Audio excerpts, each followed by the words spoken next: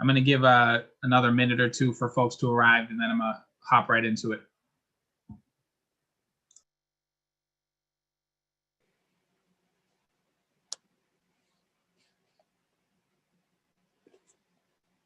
Hey, Ricardo. Good afternoon, Ed.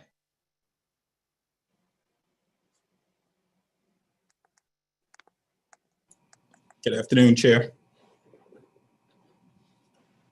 Good afternoon, sir. Good afternoon, Chair. Good afternoon, Councilor Flynn.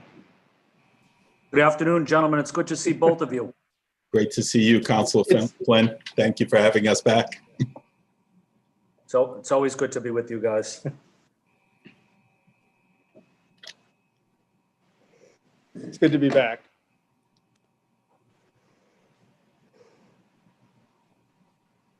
Hi all. Hey, Kenzie. Hey, how are you, Ed? Good. How you doing? Good, good. You know, another day on Zoom. Yeah, yeah.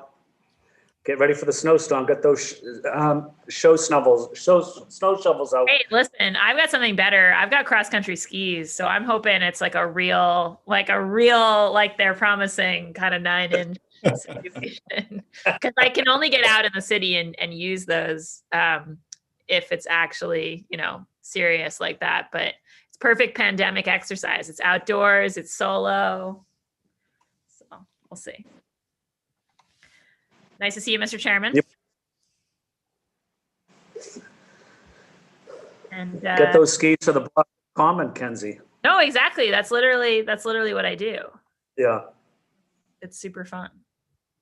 But it only usually happens like once or twice a year. So yeah. So this could be it. All right. So it's 4:05.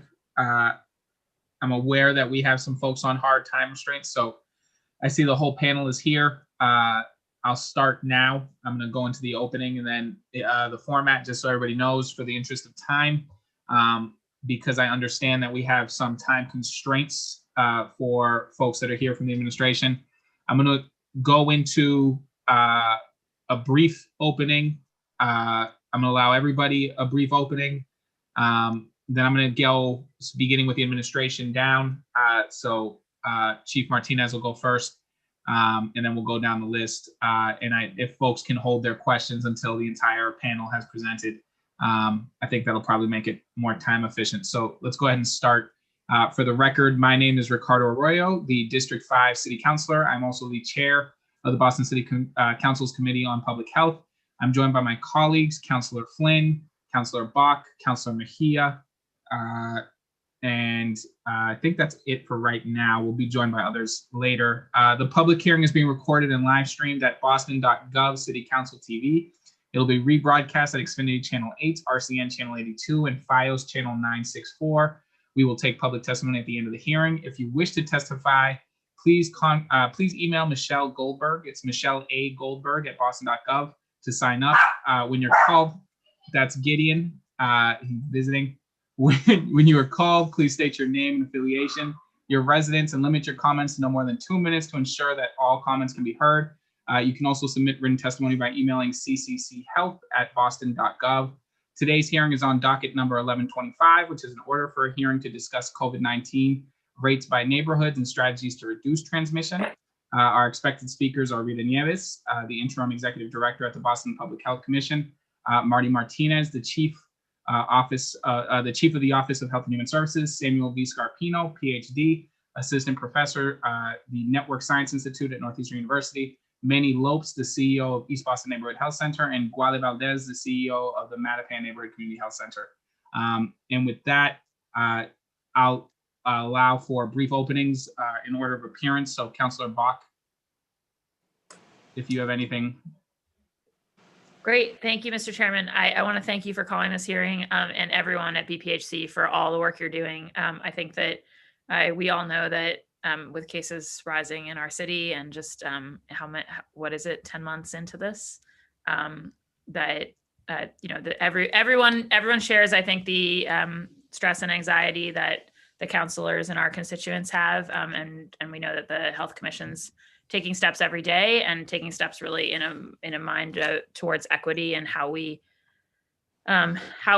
don't allow, well, we know that this disease is compounding the inequities of our society and of our city as they exist. And so we have to always be swimming upstream against that current. And so I'm glad this is something that I hear about from folks every day, and glad that we can have the conversation tonight, and grateful to you all for being here. So thank you, Mr. Chairman. Thank you, Councillor Bach. We've been joined by Councillor Campbell. Councillor Flynn. What's going on here? Thank you, Councilor Arroyo. It's good to be with you and your panelists. And I just want to highlight Chief Martinez and Rita Nieves, who've done an excellent job during the most difficult period, maybe in Boston's history. The first public meeting we ever had on COVID-19, myself and Rita and Marty Martinez organized it. We had it at the Josiah Quincy School. And we were also talking about the public health aspect, but we were also talking about a lot of civil rights issues across the country as it relates to discrimination against the Asian community. One thing that I'm proud to work with Chief Martinez on is making sure that our immigrants across our city, that they're part of this discussion, but also that we provide the services that they desperately need. So I want to say thank you to you, Councilor Arroyo, and to the panelists, and Mr. Lopes and Valdez, and I see other people here as well. I just want to highlight the tremendous work you're doing. Boston works best when we work together. We have a difficult path ahead of us over the next few months, but let's continue working together. Thank you, Councilor Arroyo. Thank you, Councillor Flynn. Councillor Mejia, followed by Councillor Campbell. Great, thank you. Thank you, Councilor Arroyo, for calling this hearing. As we approach the end of the council session, it's important to know that our work doesn't stop just because we stop meeting. More importantly, this virus isn't going anywhere just because our council sessions end. We need to be incredibly active and engaged in addressing the coronavirus. We knew from the beginning that this virus will disproportionately impact people of color, low-income individuals, the retail and service industry, and immigrants. That has not changed, and we're still here fighting for more to be done to protect them medically, financially, and emotionally. And I'm really looking forward to this conversation in terms of how we move forward. And I thank all of those who are here to engage in the dialogue. Thank you. Thank you, Councillor Mejia. Councillor Campbell.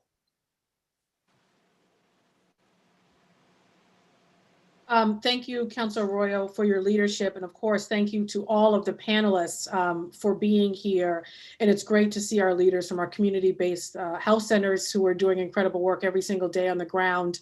I'm often saying, give you all the money. So thank you so much for the work you're doing. A big part of the infrastructure with respect to this pandemic. And this is such a timely conversation, right? We already knew from the beginning that this virus was going to disproportionately affect low-income residents, communities of color, and residents of color, and have a devastating impact not only on their health, but on their economics, their mental health, you name it. And we're seeing, of course, a surge come back in Boston and in the Commonwealth. Of course, communities of color have, I think, had that surge in many respects since the very beginning. But I think the conversation is quite timely to figure out what the strategies can be to respond. And couple that, of course, with the conversations around the vaccine. Many folks, of course, nervous, looking forward to continue those conversations in partnership with Councilor Arroyo and his committee. But I think there are many who think, oh, the vaccine's here, that's going to solve everything. But even with the phased approach and that the state has just released, it's going to take some time before the general public gets to see that vaccine or use it or have it apply. So much work to do. Thank you so much, Councilor Arroyo, for your leadership, and really proud to have you as a partner, particularly on the ground in Mattapan with respect to our district. So thank you. And thank you, Chief Martinez and Rita, for your leadership as well. Thank you, Councilor Campbell. And so just briefly to center the conversation, it's in order for a hearing to discuss COVID-19 rates by neighborhoods and strategies to reduce transmissions, which is very broad. But specifically in terms of what I would like the focus here to be today, Councilor Campbell has already filed a hearing order for the vaccine conversation, which we will have certainly, and I thank her for her leadership there. So this isn't a vaccine-centered hearing. And I think, a couple things that I expect Chief Martinez will bring folks up to date on in terms of sort of the rollbacks we've seen already and what rollbacks might be in order coming up.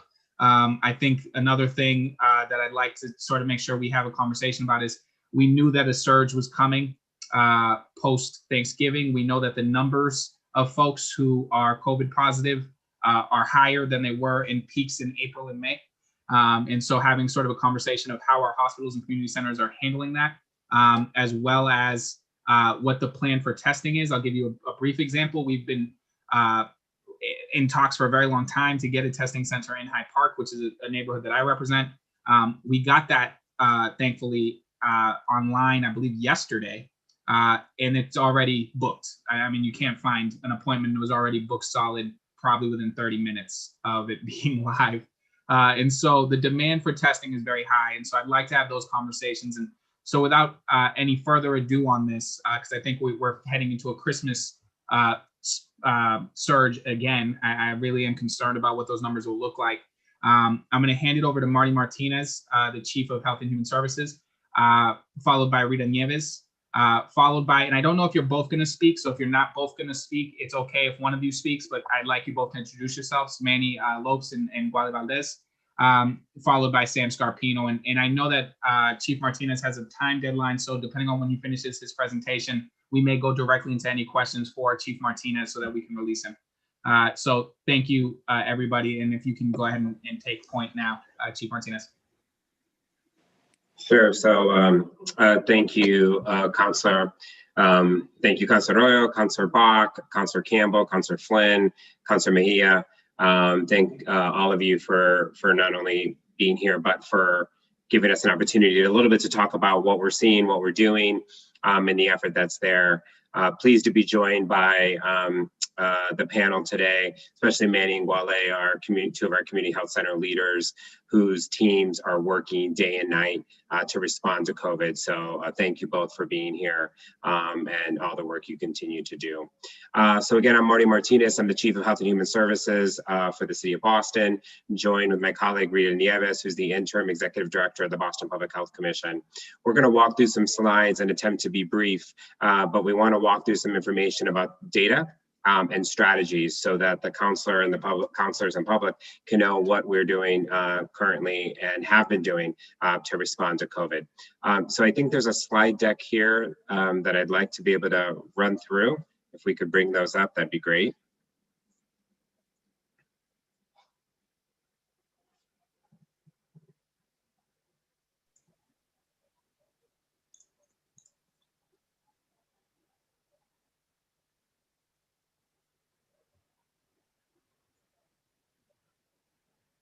Does central staff have that so they can share screen, or is it, we're just waiting to get that up? I believe central staff has that, but. Apologies, we had a miscommunication on our end about who was sharing. Give us one moment. No worries.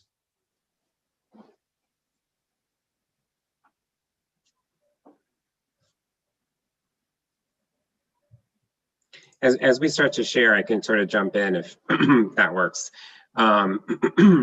So, there's no question that we have, the City of Boston and our residents in particular have worked, as one community to try to definitely reduce, hopefully, what's a once in a lifetime pandemic that we're experiencing. And what we want to be able to do and sort of acknowledge is all the work that's gone in by their community-based organizations, nonprofits, residents, our hospitals, our health centers, and really, for the most part, our residents themselves who have heed the warnings, wore the face covering, socially distanced themselves, and done all the things that we really are trying to get folks to do to reduce the impact of COVID in the community. But we still have seen COVID-19 have a disproportionate impact and an equitable impact in our communities of color and in key neighborhoods. And we want to walk through some of that data, which is what I'm going to do to give you a sense of what we're seeing seeing. And then Rita's going to walk through our strategic framework of how we're responding to COVID and how we have started responding in January. It's only almost been a year that we've been actively engaged, and where we're continuing to go down through this work. So I'm going to show you the slides. If you go up a little bit more to the second slide, I'm not exactly sure how these slides are working here, but that second slide that's there, you'll see we have 33,000 confirmed cases here in the city of Boston as of yesterday. 25,715 folks have recovered. Unfortunately, we have 953 deaths in the city of residents in the city of Boston. And of course, our hearts go out to those families who have had to suffer sort of the ultimate impact of COVID, having had a loved one pass along.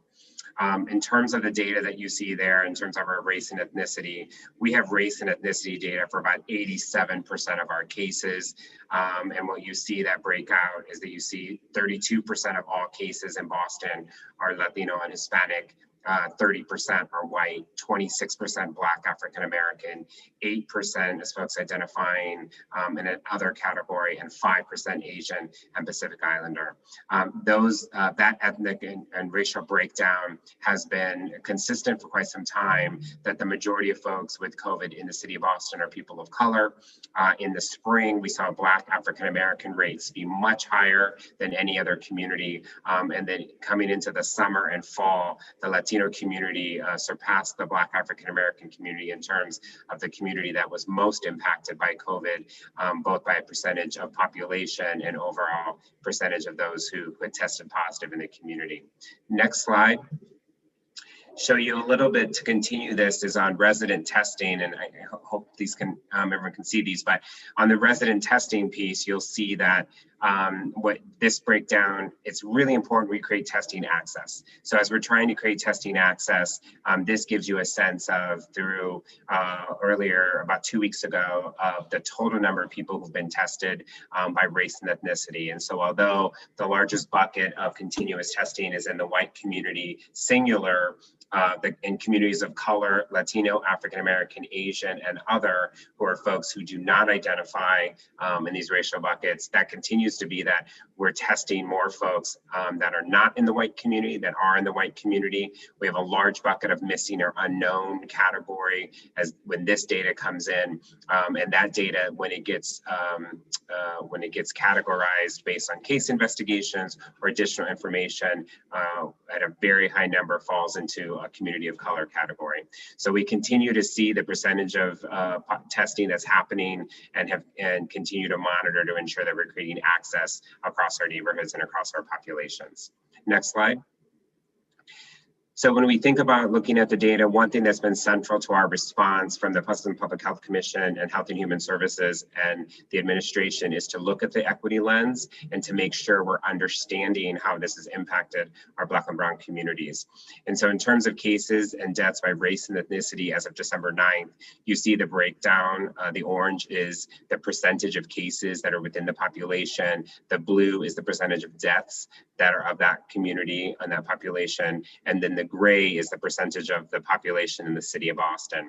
So you'll see the Latinx Hispanic community has had the highest percentage of cases in the city, very much so compared to its population, and the Black African American community has had the largest percentage of deaths at 34% compared to its population. The white community has had 45% of all deaths as well, in the community being at the highest percentage, but is on par with its population percentage for the city. And so we continue to monitor this. Again, the big shift that we've seen in this data, although it's been pretty consistent, is that the Black African American percentage of cases had been very high in the 40% of cases earlier in the spring. That came down as more people were tested and more people had access, but the Latinx and Latino population went up in terms of the percentage of cases. On the cumulative Boston COVID-19 cases by age, we continue to see the largest group, 7,300 cases have been in the age of 20 to 29 years of age. And we've seen that increase quite a bit over the fall. A couple of things I want to share with you on this data set is you'll see that older age had been less cases in the 60 to 69 and up but that's where the severity of cases have tended to fall, those being that COVID has disproportionately impacted older Bostonians as well. Just to give you some sense of this is over the course of COVID, but in the last 2 weeks alone, 65% of all of our cases in the city have been under the age of 39. And so that continues a trend we've seen through the fall and into the winter now, where 65% of those cases are under 39. And that is a higher percentage than had been earlier in the spring. In addition, when we look at the percentage of cases in the last 2 weeks, in terms of race and ethnicity, we see that 28% have been Latinx, 21% have been Black, and 37% of those cases have been white in the last 2 weeks. So the reason I share that with you is that not only do we look at this data across the entire span of COVID, but we're also looking at this data within a small time frame, 2-4 weeks, so we can sort of see what we're seeing in our neighborhoods as well, so we can understand the impact. Next slide. So the increased COVID activity has spread. We see this. Our current daily 7-day average is 438 cases as of December 6th. This average has been a steady increase over the last several months, and is higher than it even had been in April, when we had a peak of about 330 cases for several days. This increase has been sort of gone up into this area after Thanksgiving. Our current positive test rate is 7.2% as of December 6th. And that rate gives you a sense of kind of context that in June, we were hovering around 2-3% at times. So we've continued to see that rate increase. It's well below our peak, but again, we're kind of comparing different things. Our peak, people were mostly just getting tested if they were symptomatic. That's where most of the access was available. So we have a 7.2% positivity, and we've seen this go up and down, but it has climbed since Thanksgiving. Lots of more people getting tested, but a lot more positive cases. Next slide. So you'll see this again, went over this data, 438 cases per day is the average right now, 7.2 is the current positivity. All of this data is available on the Boston Public Health Commission website and is posted, updated Wednesday morning and Saturday morning every week. Next slide. So this is the neighborhood-based data, and I know that this is obviously important data, and I wanted to just spend a minute or so here, conscious of time. So what we're looking at again is we look at our neighborhoods to understand what is the current positivity, what was it the week before, the 7 days before, when we look at these rolling averages, what does it look like the current number of tests that week, the prior week, and then what is our testing rate per 100,000 residents, both the testing rate and our positive rate. And unfortunately, over the past couple weeks, we've continued to see an increase in our positive rate. You'll see here that every neighborhood, with the exception of the 2 zip codes in Fenway, did see an increase in our positive test rate. We also did see, for the most part, almost every neighborhood see an increase in the number of people getting tested and the number of tests performed from the prior week to the current week. And that's also an important indicator, as we really want to make sure people are getting access to testing, but we also see the current positive rate and continue to see the neighborhoods that are most impacted. Dorchester, all 4 zip codes, East Boston, and Hyde Park have continuously been neighborhoods that have been over the citywide average, which is why we have tried to increase testing access, why we've tried to increase community mobilization efforts, and why we've tried to make sure to partner with our community health centers to increase access across the board. Although other neighborhoods like Roxbury, Roslindale, and Mattapan have had higher than citywide rates, it has gone above and under the citywide average. So what we've tried to do is really focus on those neighborhoods that have the higher positivity rates and lower testing rates, so that we can continue to respond and increase access to resources across the board, and do our very best to make sure that those opportunities are there. But this data shows you that there's those increases in rates in these neighborhoods, which just about 6 weeks ago were not in the same area. Next slide. So, and the last 2 pieces I'm going to cover before I pass it to Rita has to do with increased COVID spread. So when we see the increased rates, what we need to do is understand what we're seeing in our hospitals. And that's the big difference between where we were in the spring in terms of numbers and where we are today. Although we've seen increased activity in the Boston emergency departments, and although we've seen increased activity in hospitalizations and in our ICU, we're not at the same level of severity in our hospitals that we were in the spring.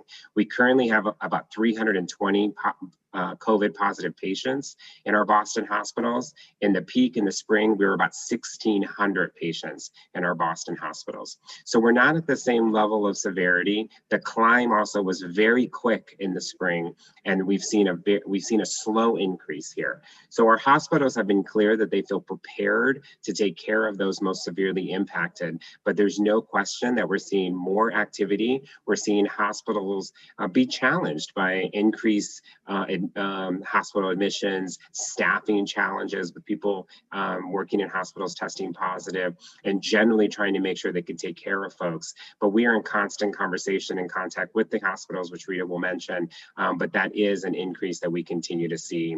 And last but not least, I want to mention that the other activity piece continues is that rates in communities of color have been disproportionate. And as I think it was Councilor Mejia may have mentioned, this has been the case throughout COVID, that Black and Brown Bostonians have been disproportionately impacted, and that has continued. The shifts in the numbers may have occurred since the beginning, but that has been a disproportionate impact, which is why we've continued to work with our community-based organizations to be able to do community mobilization, testing access, and partner with our health centers who predominantly serve our communities of color across the city of Boston.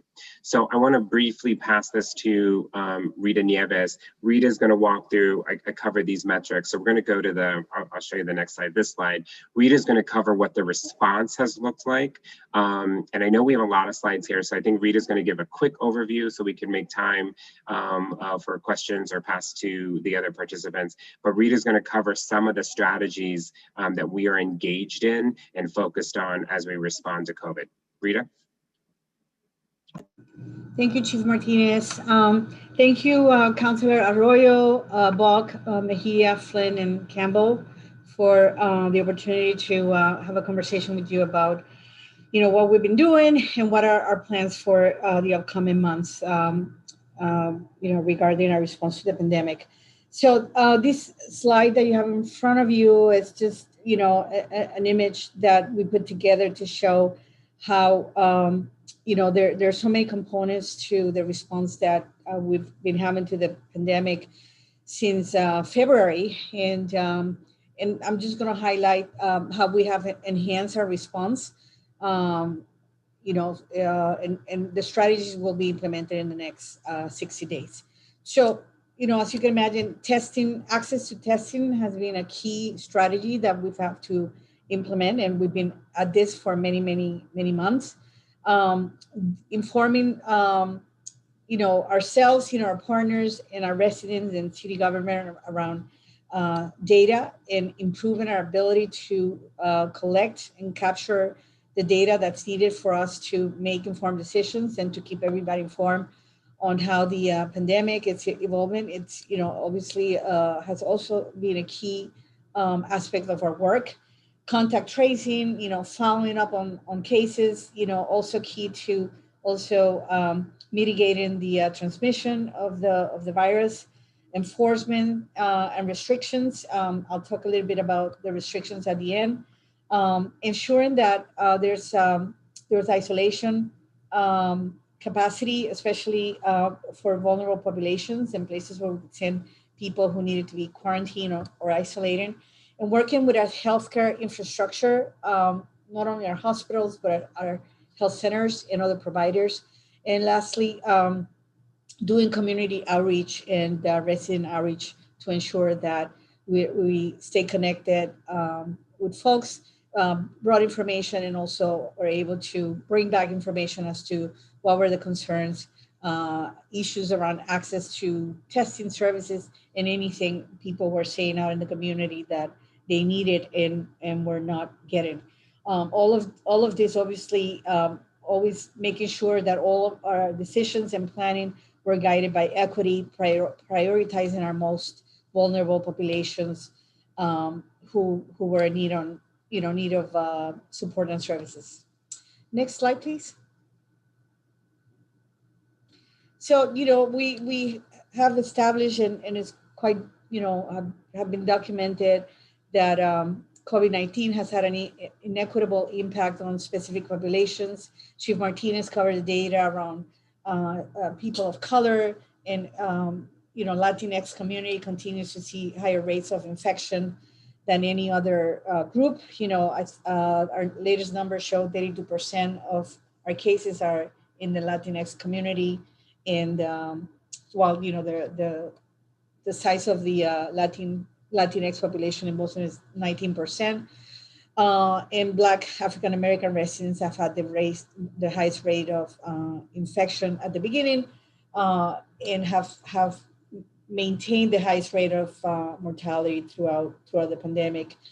You all know that our older Bostonians, were heavily impacted by the pandemic, and we continue to work very closely with the long-term care facilities, checking with them every week, and really monitoring any rise on cases, and supporting them with PPE, with training, with consultation, and anything they need, just to make sure that we don't experience the same issues we experienced back in the spring.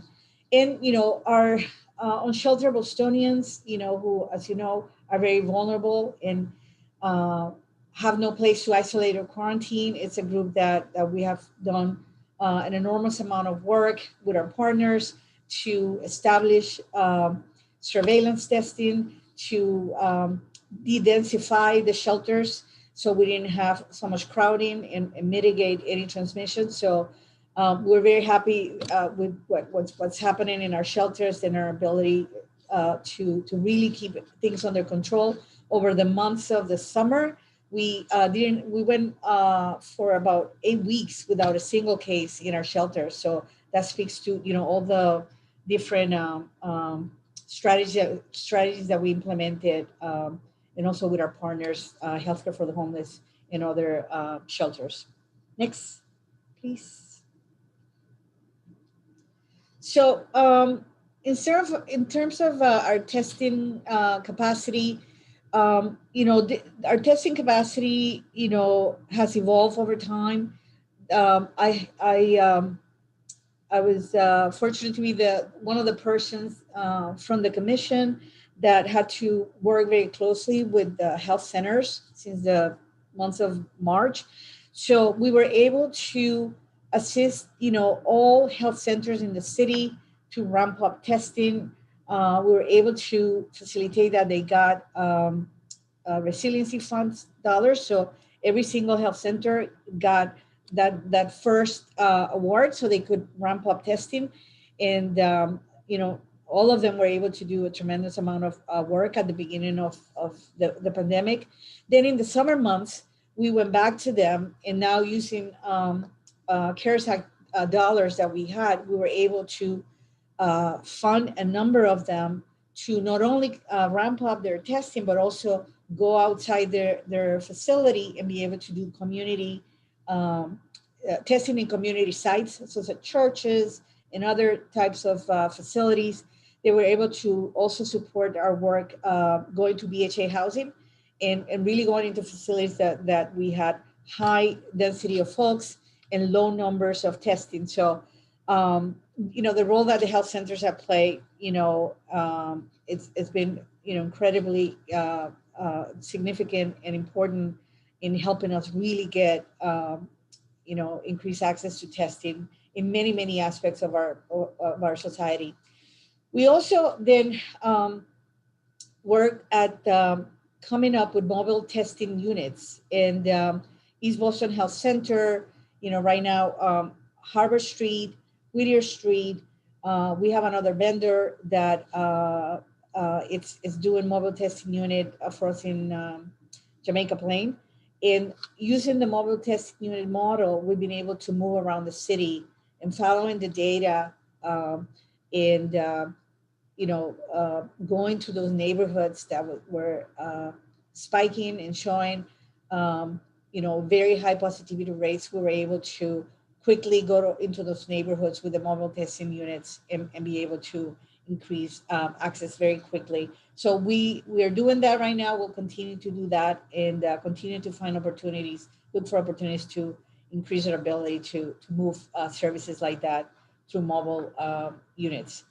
And lastly, we also with the health centers, we had contracted with a number of them to help us support testing for BPS students and staff.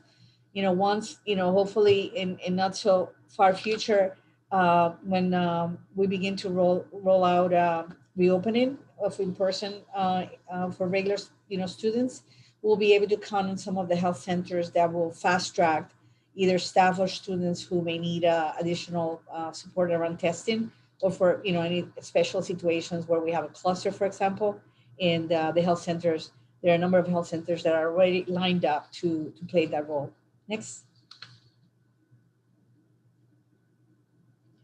We also have been, for a while, we had a lot of testing capacity in many of our neighborhoods. And it coincided with, the weather still being warm and people, having other interests, enjoying the outdoors and not worrying so much about COVID. So we got to a point where we had, more capacity than the demand. And so one of the things that we have done over the last, I would say 6-7 weeks, is to really increase the number of unique individuals that are coming in to be tested. And we've done that by promoting, access and need for testing. One of the things that the mayor did, it's roll out the Get the Test Boston campaign and encourage employers to take the pledge to help employees get free time so they could come and get access, get tested, and we're helping with that. We did that with city government employees as well, and that has really contributed to the fact that we have a little bit more than 50% of the residents of Boston have been tested at least once. So we're very happy with how things are going with our ability to get people tested when they want, and and we've also worked to ensure that our frontline and essential workers continue to have access to testing. We're doing that with first responders and our employees who work in recovery and our shelters. And also we've continued to do surveillance testing in our shelters to again make sure that we monitor how the virus is spreading and catch any spikes. Next, please. Sorry, Rita, sorry, Councilor Arroyo, I just wanted to step in. So we have 6 or 7 more slides. There's a bunch around response that we wanted to be able to share with the council. So I wanted to check in with you, Councilor, to see how, if you wanted Rita to finish and continue. There's a lot more richness, but I just am conscious of the time. So you're perfect. I think just being conscious for time, it makes more sense for us to go into the Q&A. And then if a part of the Q&A can be answered using the slides, then we can pull it back up, or you can cite right off of the slide. But I think it makes more, because we all have it. All the counselors have the slides. I actually read all through them while you were presenting. So I'm all the way through the slides. So I think just to note, by the way, that we've been joined by Councilor Braden and Councilor O'Malley. I think it makes sense to go in order of arrival. And Councilor Sabi George as well. Sorry about that. They've been here, by the way, for the majority of the presentation. I just didn't want to interrupt. And so I think it makes sense to go in order of arrival with questions specifically for Chief Martinez, because I know he has, I believe it was sent to us that you had about a 5 o'clock hard stop. Probably not going to be exactly out of here at 5, but we're going to try and get you out of here as close to that. Both Rita and I have a vaccine conversation that's really critical that starts at 5. So we definitely want to go through this. So I'm going to ask folks to ask their questions, have them prepared in advance. And so Councilor Bach, followed by Councilor Flynn, followed by Councilor Mejia. Great, thanks so much. Mine, pointing to one of the slides you didn't get to, is around isolation housing. I wonder if you guys could speak about, I'm definitely continuing to be concerned about the unsheltered population. Just, I think we've done an enormous amount as a city on that front, but there's still a lot to do. And then when I saw, it was interesting and alarming seeing your numbers, both about the Hispanic and African-American community. And with the Hispanic numbers, obviously the number of deaths was under proportion, but number of cases was over. And it just made me think about how many of our, younger folks in the Hispanic community are essential workers and frontline folks, and also how likely that community is to be doubled up and housed really, really densely. And so I think the opportunities for isolation housing there, it's something that we've talked about, frankly, since the spring. And I saw on your slide a reference to sort of a Chelsea Everett option. I haven't heard a lot about what the opportunities are for someone who lives in really dense housing and finds out that they're COVID positive and is worried about maybe infecting a vulnerable loved one. And I was wondering if you could speak specifically to that issue, because it's something that I've been hoping we would devote more resources to in general. Yeah, so thanks, Councilor Rock. So as you referenced, as you know, we lifted up a variety of locations in the spring for our unhoused population to have access, I think 4 different locations to both de-densify our shelters and create isolation and quarantine space for folks within the homeless community. And so that was central to really controlling the spread of COVID in the community, in the homeless population. And I think that's been important. And so a lot of work went into that effort to make that happen. Currently, we've continue to partner with Healthcare for the Homeless to do ongoing surveillance testing in our shelters, not just the city-run shelters, but the private nonprofit shelters. And that's also really important because the rate's very low in our shelters. It's less than 2% positive cases. And so what that's allowed us to do is we've de-densified enough so that if there is a case, we're able to isolate that individual. They're able to go either to Barbara McGinnis House, or we also have access to 2 hotels in partnership with the state where we can send somebody if they need to isolate. That is also accessible to folks who are not just unsheltered, but there's also the ability for folks to be able to use that if they test positive through either a health center or a hospital to be able to utilize that resource. I will suggest that it's not about the availability of the resource, but about the usage. I think that there's no question, and I think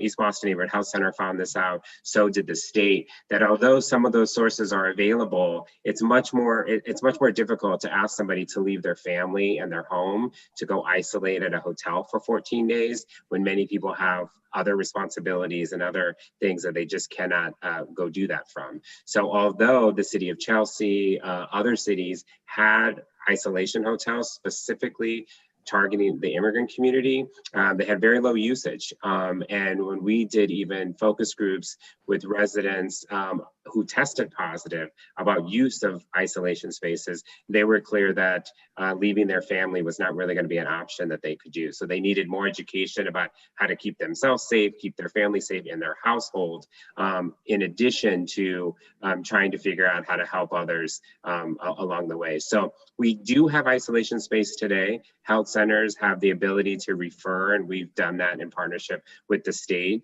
In our homeless population, we have enough beds for folks to be able to both isolate and quarantine if needed. But in order to prevent that from happening, we've really increased the surveillance testing for our unsheltered population so we could avoid any kind of outbreak like we saw in the spring. So that's really central to that work around isolation. Thank you. Sorry, can I ask a quick follow-up, Councilor Arroyo? Yes. Just since we're here, and folks may be watching at home, if one of us as a counselor knows somebody who would like isolation housing, or somebody knows somebody who's in a tough living situation, what's the actual way for someone to pursue and raise their hand and say, hey, I would really love to take advantage of that? Yeah, so if someone wants to do that, these referrals have to be referred by a clinical partner because the person has to we need to be able to verify that the person's tested positive. So if you call the mayor's helpline, we can provide the information. If we call the mayor's helpline, then they would be notified that the person would be notified that they need to get a clinical partner to make that referral. We have to be able to verify that someone's COVID positive to be able to take advantage of those. But if you call the mayor's helpline, Counselor, we'd be glad to connect with that person directly. Okay, and so for somebody, but their doctor, their community health center, those are people who could. And then if they don't have one of those, call the helpline. We can. Yeah, absolutely. They'll have to have some verification that they're COVID positive, which is why it has to be a clinical referral. And then my one other question, I mean, I have a million, but I know there's a long line of colleagues, so I'll ask it and then Councilor Arroyo can cut it off and have you answer it on the next round. But just, on the contact tracing front, I think we all hear a lot, especially whenever orders come out like this week around closures and things that are still open, about kind of the ability or inability to ID where spread is happening and the types of contacts. And obviously we've got a lot of disbelief right now that I'm more likely to get COVID if I'm masked in a gym than if I'm unmasked in a restaurant, right? And so, that's something I'm fielding lots of questions about from constituents. And so I just wonder if you could speak to, it seemed to me the last time we talked about this, like our contact tracing was running to catch up with who might not yet know they were infected. And so our ability to look back and figure out where things happened was more limited. But I also see you all talking a lot about informal gatherings, which suggests me that there's at least some data telling you where people are maybe getting sick. So that's a question we're all getting. So I would love to hear you answer it, whether in response to me or after other colleagues. Councilor Arroyo, do you want me to answer that or? Yeah, if you can, if it's brief, if you can do like a quick answer to that. So very briefly, I think you're right, Councilor Bach, that right now, for the most part, although the state's lifted up more contact tracing capacity, as has BPHC, the contact tracing is trying to chasing that. So I think the thing to keep in mind around where people are getting it, again, you're absolutely correct. It's very difficult to say a person got it here. What's not difficult is to be able to see where a person may have infected others in terms of who was a close contact. And that obviously there's some science around it. I think the thing to remember about the restrictions that are put into place, at least what we did in the city of Boston, we went back to the state guidelines, which was the earlier phase, right? So the last phase that we just put into place, phase 2, section 2 of that, it had a set of things that it closed and some things that were open per the state guidelines. So we followed that with the notion being very clear between myself and Rita Neves and Dr. Lowe, our medical director. We want to take the number of people that are actively engaged in non-essential activities. We're trying to take them out of the universe in some way, right? If you have a universe of people, then the less we can have people engaging with other people in spaces, we would like to be able to do that. So it doesn't mean that a specific industry is causing the spread of COVID in particular. What it does mean is that we want less people to be engaging in things that they don't need to engage in right now within the context of what the state guidelines were that exist. So that's the balance that we're trying to make, I would argue, in terms of what restrictions are in place and what's closing. It has more to do with the guidelines, as well as how can we encourage more people to stay home and less people to engage in things that they don't need to do at this moment. Can I add something to that, Councilor? Yes. So really the principles that we look at is, what type of activities, people are engaging in that involves people from mixing households, people from mixing households coming together, and, movie theaters and gyms and places like that fit that criteria. And also, what are activities that are put you at higher risk? And when you think about going into a restaurant, you're sitting with other 5 people, you're taking your mask off for an hour and a half, and you're eating and you're laughing, and lots of air droplets are being shared in that space. So that's why restaurants, and bar seating, for example, fit that criteria too, because, they are places where people from different households are coming together and really not having an opportunity to wear a mask 100% of the time. So the risk for transmission is way higher in those activities. Thank you both. And so my hope is, just so everybody knows, there will be no second round with the administration. So my hope is that we ask questions in this first round that other people have. I'm already scratching off questions that Kenzie had so that we can sort of maximize the time here. So Councillor Flynn, Councillor Mejia, followed by Councillor Campbell. And this just for folks on the back end of that, so they know Councillor Braden, Councillor O'Malley, Councillor Nisa Sabi George, and we've been joined by President Janey. And then I'll finish in back cleanup, and then we'll send you off on your way. Thank you. So Councillor Flynn. Thank you, Councilor Arroyo. To Chief or to Rita, you know, I know we did a lot of work in reaching out to residents in BHA during this pandemic, testing and in public health education. But Chief or Rita, I guess my question is, as it relates to the vaccination, what will the message be to hard to reach residents, whether it's in BHA, whether it's immigrants, whether it's seniors, in working with Language Access, Office of Immigrant Advancement, BHA, the public schools? What are you thinking about in terms of a public awareness education campaign for hard to reach residents? So I'll be brief because I know, as Councilor Arroyo mentioned, I think we're going to have another hearing about the vaccine. So we have a comprehensive communication plan that we're developing and working through in partnership with health centers and hospitals to really reach those folks in communities of color, in hard to reach populations, to encourage them to not only get the information that they need to make the best decision for themselves and their families, but to encourage getting vaccinated. So we have a whole campaign we're working through. We'd be glad to share more with you all, but you're absolutely right, Councilor Flynn. There's many Bostonians who do not plan to get the vaccine. And if they do, they want to wait a year. And we unfortunately need a very high rate much sooner than a year from now to sort of get the benefits. So we're working through that and glad to share more with you as we have the next hearing. And part of the planning process is involving focus groups with community-based organizations and residents. So we don't assume what the issues are and the challenges and the questions people have, but really inform, you know, that campaign with what people are saying and what people are asking about the campaign. Thank you, Rita. Thank you, Chief. I have no further questions. Thank you, Councilor Arroyo. Thank you, Councillor Flynn. Councillor Mejia.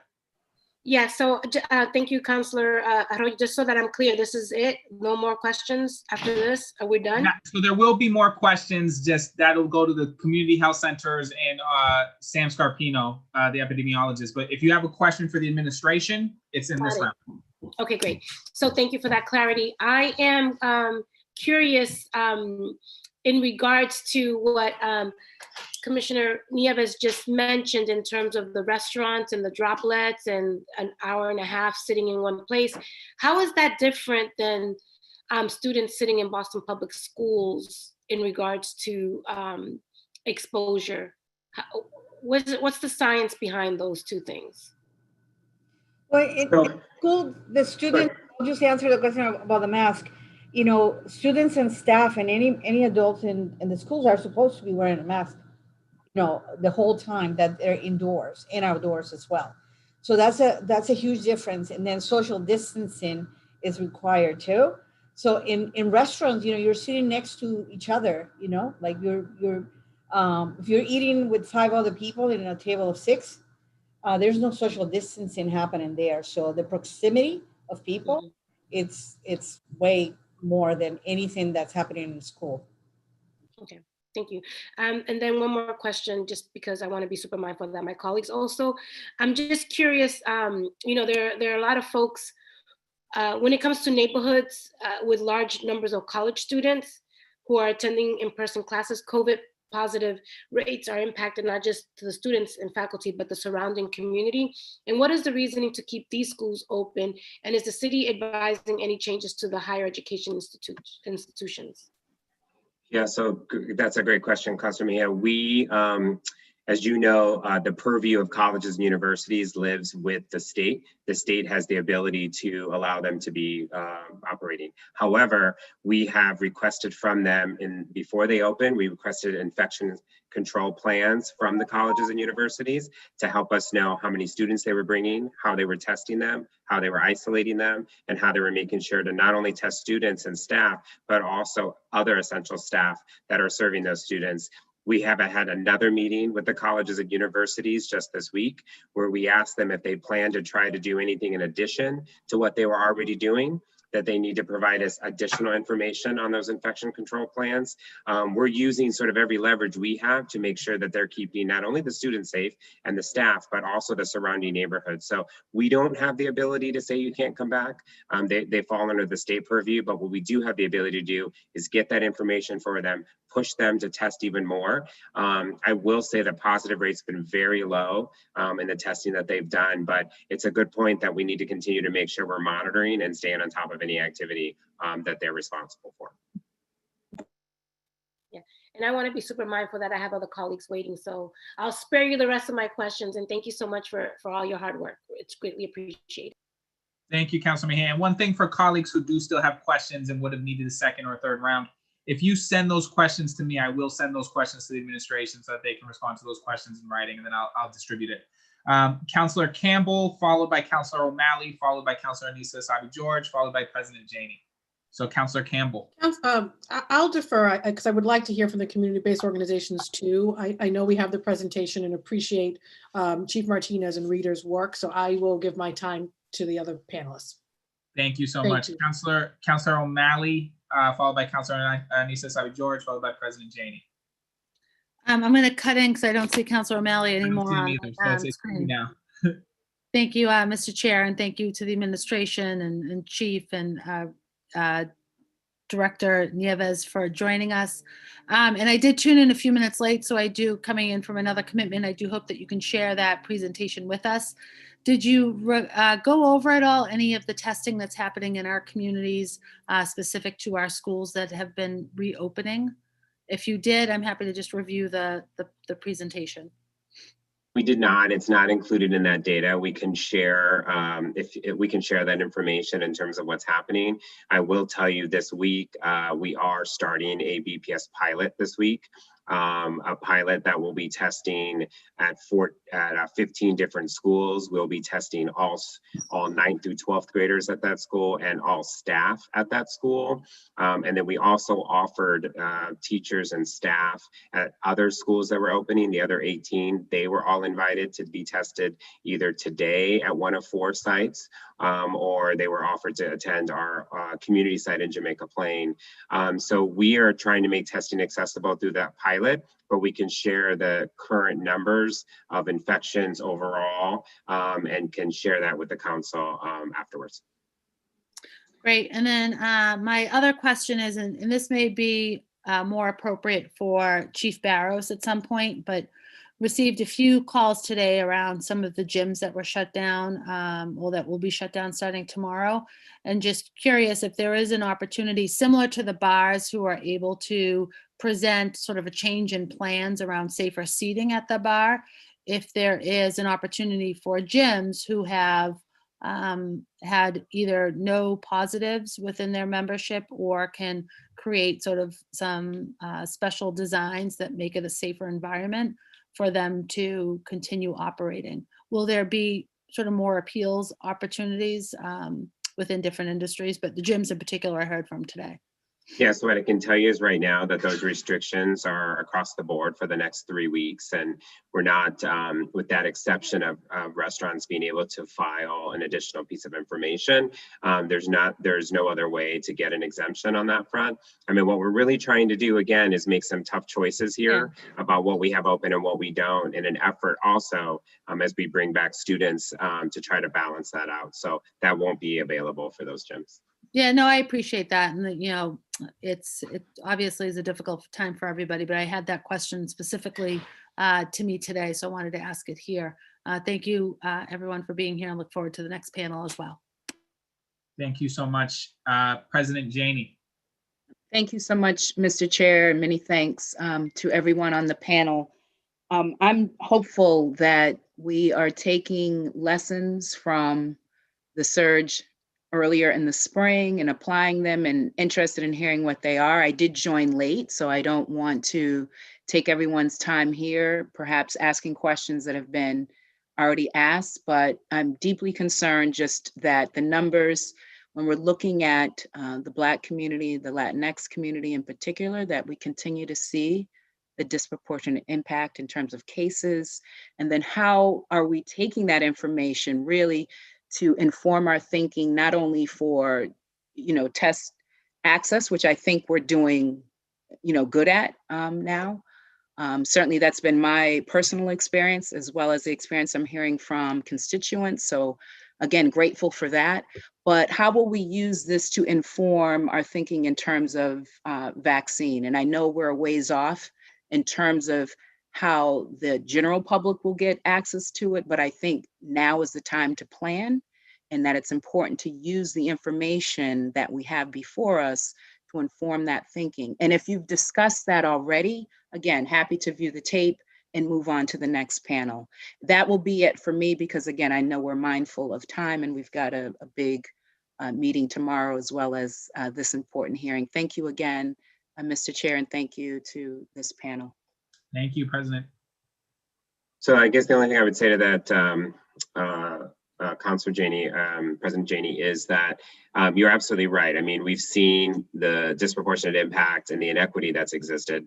And so all along the way, the commission and HHS and administration, we're looking at what have we learned, what are we seeing, and how do we update, how do we respond, and how do we evolve our strategies and our efforts. So so specifically how it connects to prevention and the vaccine, just briefly, is that what we learned is we had to do a better job of making sure that people understood the prevention messages, who was delivering those prevention messages in neighborhoods and in communities, how we were ensuring that community-based organizations, faith-based organizations that were on the ground in a way that they could spread the message in neighborhoods, that was critically important to getting more people to access testing, more people to isolate, and more people to figure out how to keep their families safe if they tested positive. So we learned some of that messaging through the spring. We've learned some of that messaging into the summer and have used that as we sort of seen this uptick in the surge, especially as we message around holiday gatherings and gatherings as it gets colder in people's homes. So we're going to directly tie that to the vaccine work, but there's no question we have to not only see what we're seeing and understand the data and dissect it, but we also have to respond to it on the ground and shift strategies, which we've had to do along the way. I agree. And I would say that there's an added challenge, particularly in communities of color, specifically the Black community, when it comes to vaccines, in terms of overcoming the mistrust that is out there. When it comes to government institutions, medical institutions, et cetera, based on the history. So I'm interested in continuing this conversation, and I believe we can do that not only with the next panel, but with the next hearing when we do get to talk about the vaccine more specifically. Thank you again for the opportunity, Mr. Chair. Can I add something, Councilor? Yes. So, President Janey, so great, that's a really great question. So, a couple of things I wanted to add is that we learn to also expand our capacity to do community-based work, and we are adding some ambassadors, which are meant to be like community outreach workers. And we have a collaboration with the Mass Immigrants and Refugee Association, who are helping us identify folks who are immigrants, who were healthcare workers in their countries, who are multilingual, that will be able to be hired by the commission and will be able to be teamed up with staff of the commission and be sent out there with messaging, not only about prevention, but also about the vaccine. And obviously we'll place them in communities of color.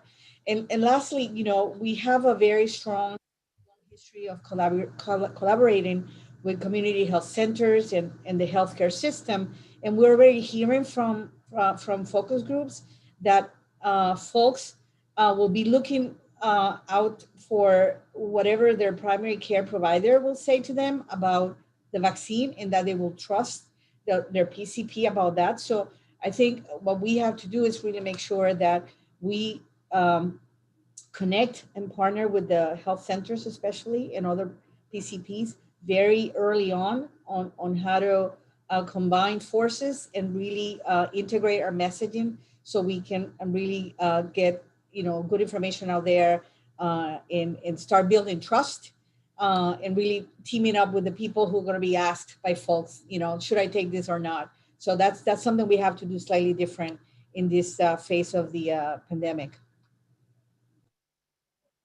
Thank you. And so I'm going to ask my questions now. I've condensed them largely, so they're really in 3 buckets. And so I'm probably going to ask one for each bucket. Specifically, when we talk about neighborhood testing, I know one of the things that I've gotten back a lot is that these sort of hit and run, you have like a week or 2 weeks here, you have the mobile testing spots have been confusing for residents because they're not permanent. There's no ability to make a, oh, I can go back to that place now again. What are we doing to ensure that there's permanent testing in each neighborhood? In Hyde Park specifically, this has been an issue. What are we doing to ensure permanent testing sites, especially in the winter, for every neighborhood in the city? What are we doing to do that? So I appreciate the question, Councilor Arroyo. I mean, I think the focus for us on testing has been to build on the current infrastructure, and you're going to hear from 2 folks who've been testing since the beginning, as early on as they could, from Manny and Guale. You're going to hear the current infrastructure has been our focus. How do we build on community health centers' capacity to test? Then we set up 3 mobile testing operations to be able to not only create some access in some neighborhoods, but also to be able to create access, even if there is a community health center in a neighborhood, sometimes it's not accessible to everyone in that neighborhood. And so to create another access point in those places. And we've prioritized places where there's been low testing access and a higher positivity rate. And so we've tried to make sure that we can do that. The point that you raised about the mobile testing, that's an excellent point. We do not have either the infrastructure or the financial resources to put multiple testing sites in one neighborhood. We don't have the ability to do that. And so what we've tried to do is to be able to bring testing to neighborhoods and to bring testing locations in that mobile capacity. So many of our health centers, including East Boston and Mattapan, have been able to not only test locally, but many of our health centers have also allowed us to be able to test at BHA buildings, at senior buildings, have allowed us to be able to test at visiting nurses association buildings that are not falling into the state, into our homeless population.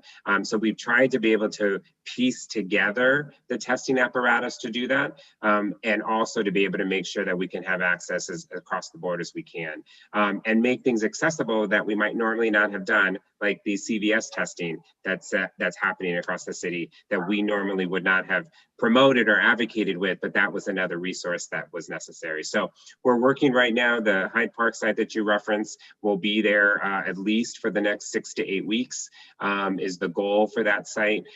We are working to expand. We have a site in JP right now. We have our mobile site that's moving between Roxbury and Dorchester. And then we have our health centers that are actively testing at our BHA buildings right now. So we're trying to bring as much capacity on as we can, and continuing to do that with limited resources currently, and even less when the year ends, because the federal government has not provided additional federal money to support testing locally. Thank you. And it's important to note that federal lapse. And so one other piece related to this in terms of equity, I've heard from multiple people about issues with transportation to testing centers. They don't have their own vehicles.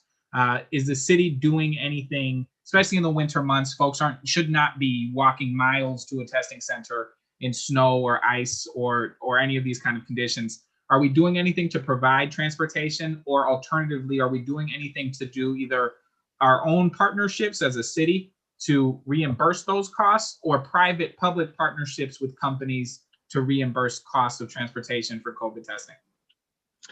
So that's a great question. We have not explored a testing partnership. I don't know if either of the health center EDs that are on are doing any of that locally. It's something we can look into, but we've not explored transportation tied to testing. We have not done that. One of the reasons to keep in mind is that it's very difficult, and we don't want to promote people riding together in vehicles or people going together in groups. So the transportation thing is a challenge, but it's something we can definitely look into. I haven't heard much of this complaint, but I appreciate it, and we can look into it. I have received several constituent calls about this where they've been told they have to provide their own transportation, but they don't have vehicles, and the nearest testing center is like 4 or 5 miles away. Yeah. So it is something that has come up, including during this hearing. I've gotten an email about it. And so another issue in terms of the colleges, they obviously have their own testing systems set up and their own sort of streamlined process for results. What are they doing, or what are we doing to have them sort of share that with the community, share that with Bostonians? Great question, Counselor. We have worked with them to ensure that they are not just testing students and professors, but that they were also testing essential workers that we know are on their campuses and many times living in their neighborhoods. So we've partnered with them to do that.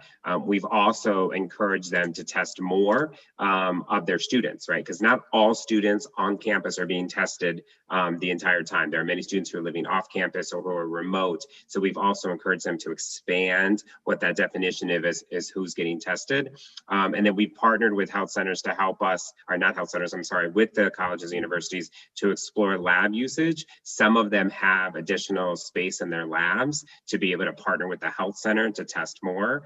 And to be able to do that, as you know, one of our challenges has been lab turnaround time for results. And so we've looked at that as well. So the colleges and universities, I'm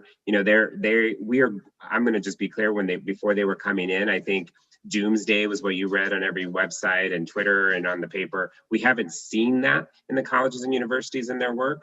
So I'm grateful for what they've done, but they've stayed sort of in their bucket, and we want to continue to work with them to see how they can support us, especially as we think about the next step around prevention, but also the vaccine. Thank you on that. And then this is for Director Nieves. What metrics does BPHC, the Boston Public Health Commission, use when they're making decisions regarding BPS school reopening? Actually, we use all of the metrics we use to make decisions about policy or any decisions we need to make about the city.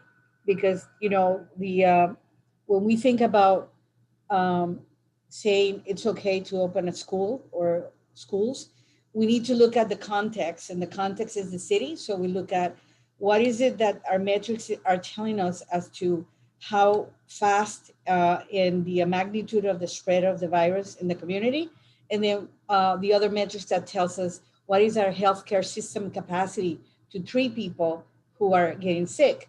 So if it's a combination of all those metrics that we look at to then come up with, a recommendation or saying, given the context, it's okay. And given the,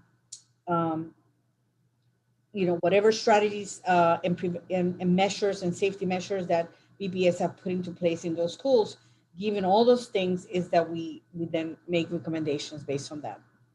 So I just want to kind of condense that without putting words in your mouth. It sounds like you're using the infection rate.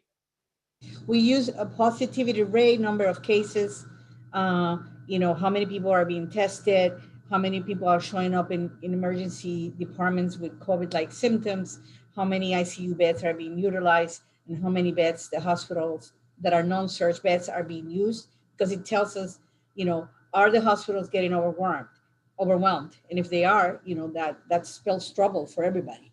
So within that, I have a second question to the second part of that, which is, you said sort of the conditions or the precautions put in place by BPS.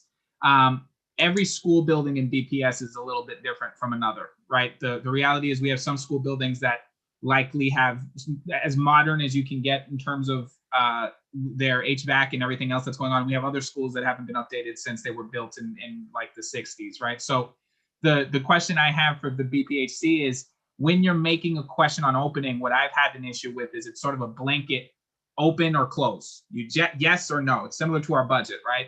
But my concern with that is not every school in BPS has the same functionality as another school. And so whereas you might make a decision that this school has proper procedures, proper HVAC, proper everything, that's fine. This other school, though, doesn't have that. But on the whole, we're going to say open. Are you making decisions on a school by school basis or on the system as a whole? So, BPS, whenever we've been consulted about a decision about reopening, whether it's 4 schools or 28 more, they're required to develop plans that are specific to the school. And, you're right, each school is different, and especially around facility stuff are different.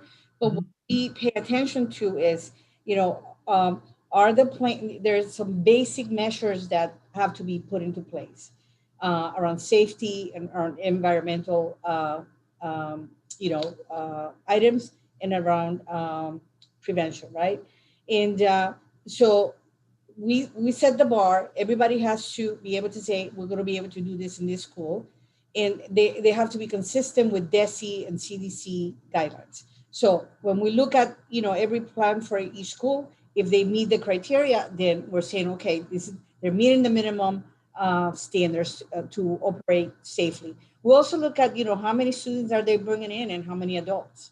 And, we always, go back to them and say, you must have just the amount of adults in the building that are required to be able to teach those 10, 20 students, 30 students, no more.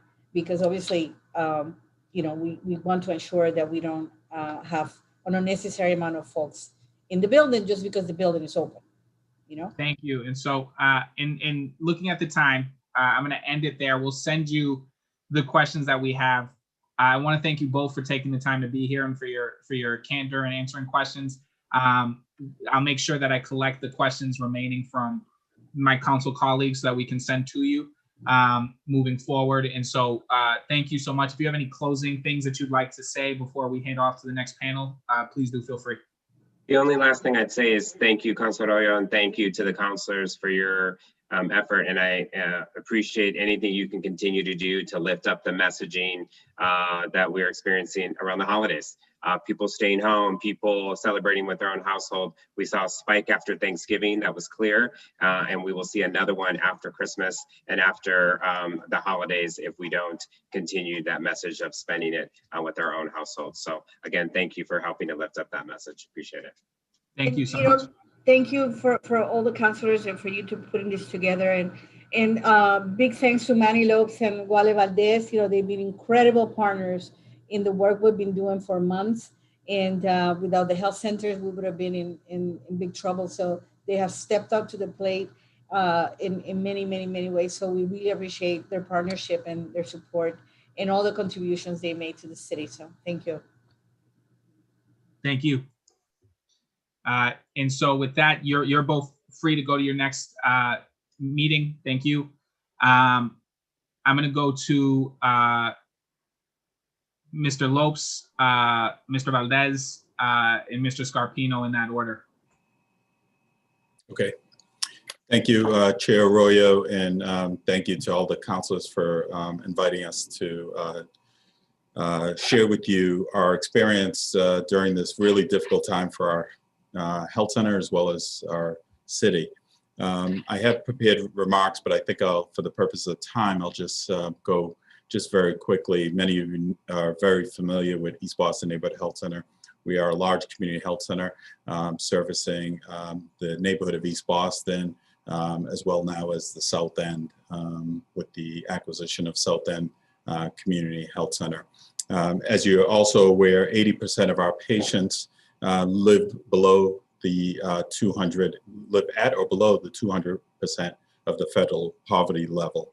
And many of our patients are the essential workers that you hear about, working in jobs that do not translate into remote or working from home settings, which means they are at higher risk of contracting the virus, whether it's during their commutes as part of their workday, or even coming home, as we've already heard, and living in multi-generational households. For the health center, we have, I think, responded well to the pandemic in our community. We've provided cultural appropriate outreach materials. We've stood up testing sites. In fact, we stood up the first testing site in the state, the drive-through testing site for first responders at Suffolk Downs in partnership with the Boston Public Health Commission and the city. And we've adjusted our operations based on the positivity levels in our community. With the current surge, we have moved, reopened up our incident command. And we have moved to a status of orange. So that's one step before we get to red. And that means transition routine care to telehealth, in-person routine care to telehealth. So we are in the process of transitioning 70% of our in-person care to telehealth care, so we can continue to deliver services to our community. And we've suspended many of our high-risk activities, and we've implemented screening protocols at our front door. To stop the spread and to prevent exposure and to identify infections, we've also taken a number of steps in terms, again, providing cultural appropriate materials, engaging with some of our trusted community-based organizations to help us disseminate information, and to also help us understand how to best respond to the community. To identify infection, of course, we've stood up testing sites, including Chairman Arroyo, the High Park site that you referenced that just recently opened up. We are responsible for that site as well. And just your question around it filling to capacity very quickly, we intentionally limited capacity in its first couple of days, just so we could test out the workflows and make sure that we had all the right resources we need, knowing that that site will get very busy very quickly. The capacity that is set, hopefully in the next couple of days, will be at 500 tests per day. And that's significantly higher than many of the testing sites across the state. And we have the capacity to move that to 1,000 per day, which we've done before at any single site. So we do have quite a bit of experience in that area. I'll pause there for any questions or turn it over to my esteemed colleague, Gwale from Mattapan Health Center.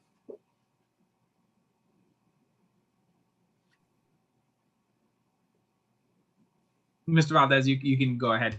Okay. Chairman Arroyo, members of the council, thank you for the opportunity to share our story and our approach in Mattapan. When I think about a strategy or I think about addressing a problem, what I do is I break it up into components. I break it up into sections and then address each section. And I came up with 4: testing, tracing, care, and messaging as our strategy. And I thought the best way to share with you what we're doing is to give you a real example. I couldn't have asked for a more current example than something that happened this morning.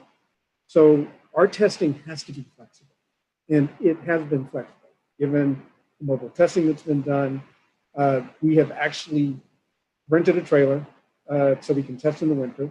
We've used grant funding that we've received to hire tents to free up our staff to provide ongoing care. Our thanks to Whittier Street, our thanks to Rosendale, our thanks to Harvard Street, our thanks to East Boston, who have come into Mattapan to help us do testing. And this is where these partnerships come in, and this is where we become adaptive. But one of the best things that's just recently happened is Binax Now. So it's a rapid test.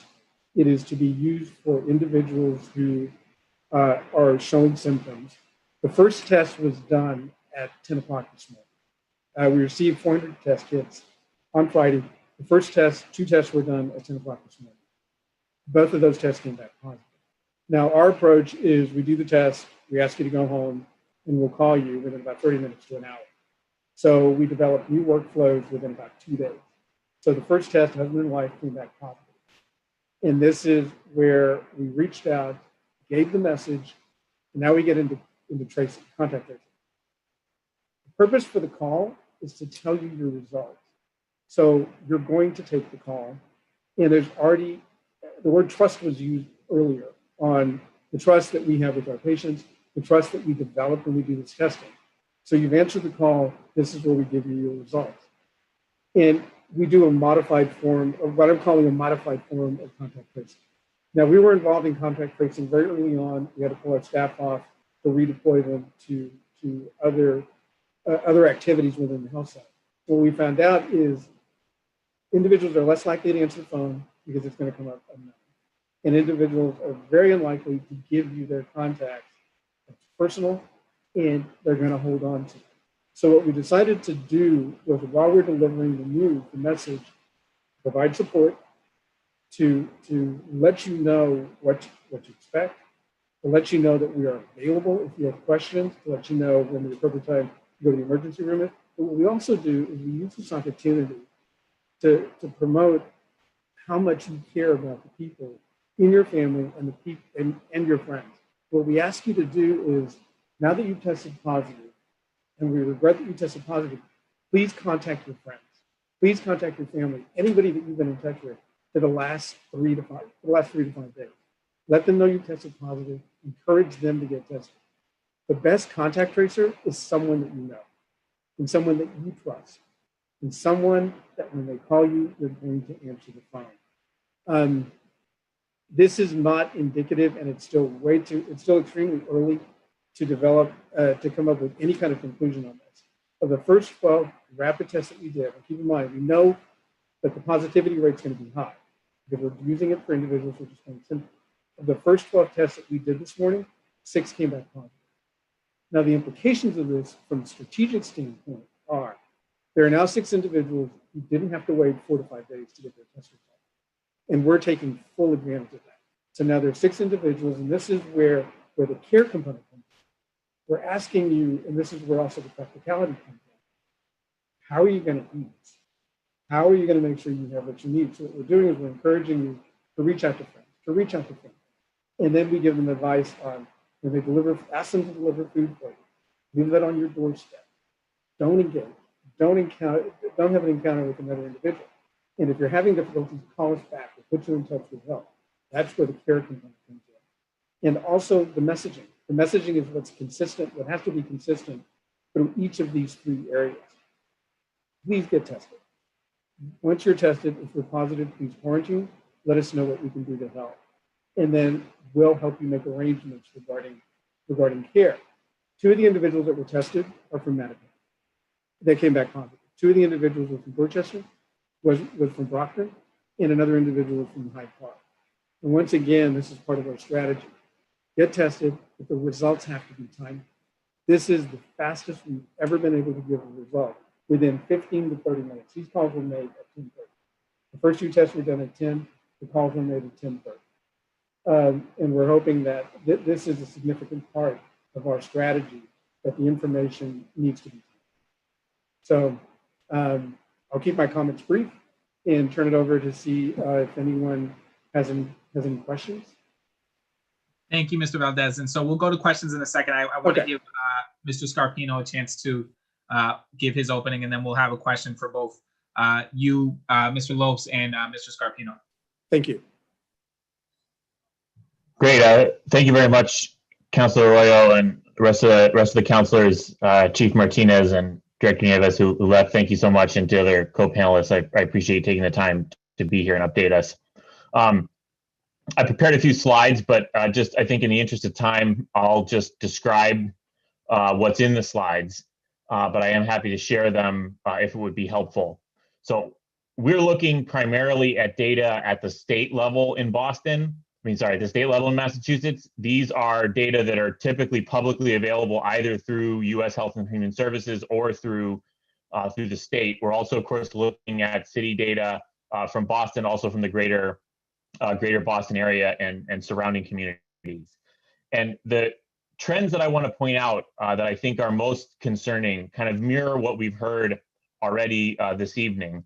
The first is the increasing rates and increasing numbers of hospitalizations. So we can see that they have gone up dramatically over the past month. But if you look at the data, we can clearly identify a trend of hospitals doubling month on month since about September. So we've really been on this growth trajectory pretty consistently in terms of hospitalizations, in terms of test positivity rates, really since September. And there was an unusual period during Thanksgiving because the testing patterns were different than we'd seen before. And that disrupted some of our understanding about what was happening. And so we're only now really starting to get far enough away from Thanksgiving to get a better sense for whether any of the measures that went in over the past month or so are actually having much of a measurable effect. So that's the first thing that I want to mention, is that the hospital numbers are climbing.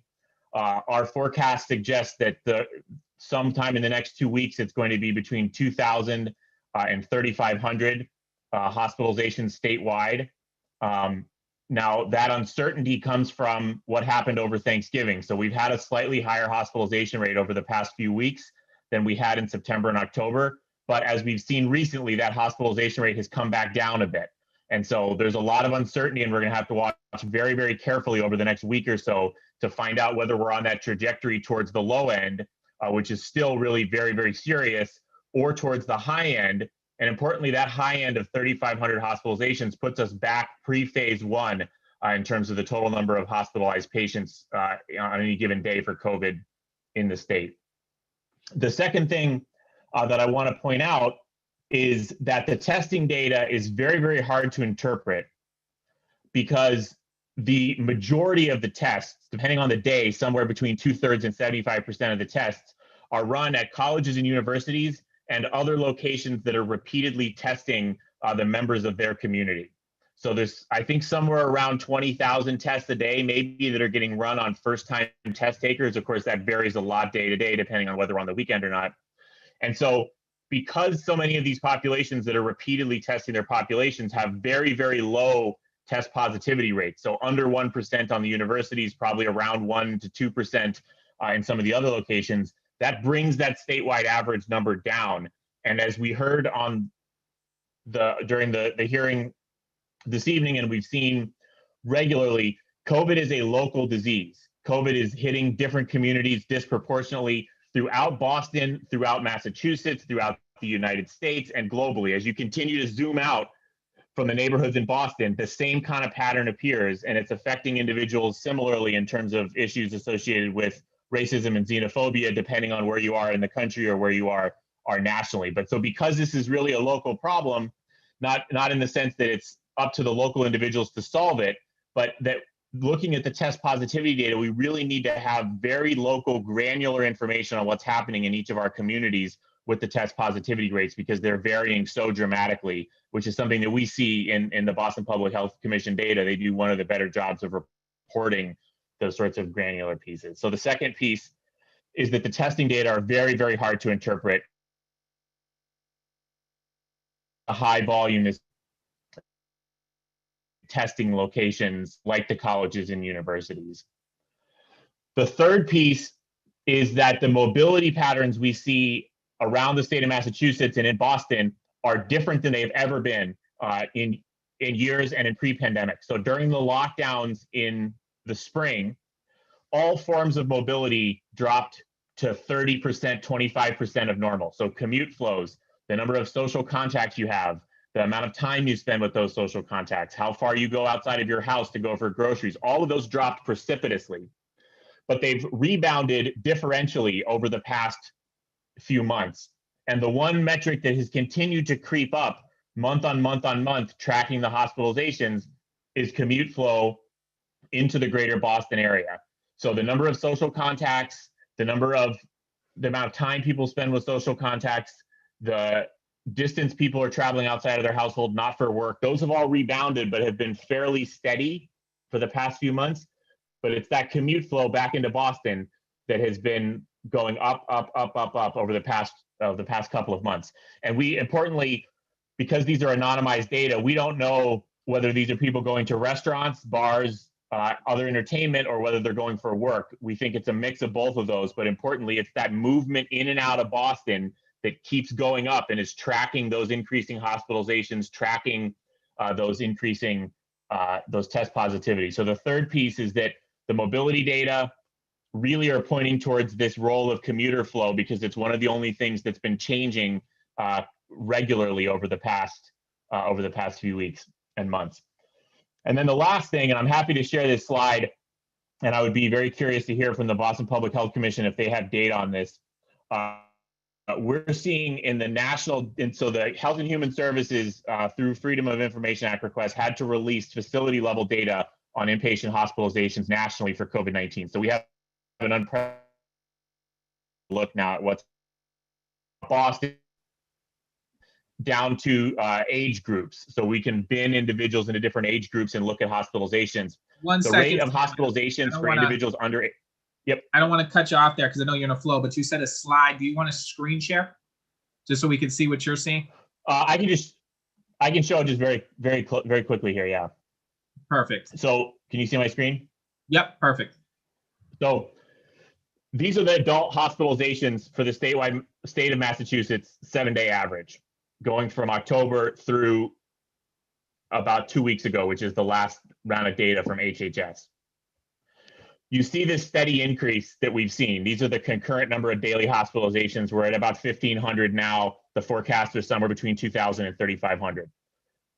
These are under 18 currently hospitalized, which had been fairly flat through the past few months, had dipped into November and then have shot up pretty dramatically in the past few weeks. And as I mentioned, we don't have the last 2 weeks of data, so we don't know if this was some kind of blip because of Thanksgiving or whether this is the trajectory that we're on.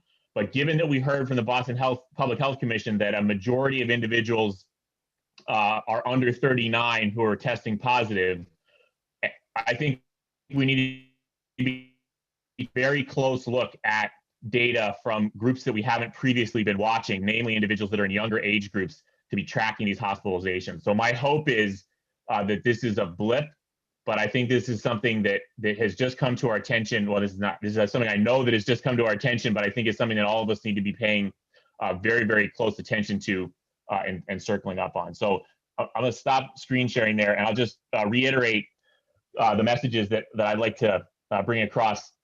Is the first that, and actually I'll have a 0th message, which is the disproportionate effects of COVID-19 globally, nationally, statewide, citywide.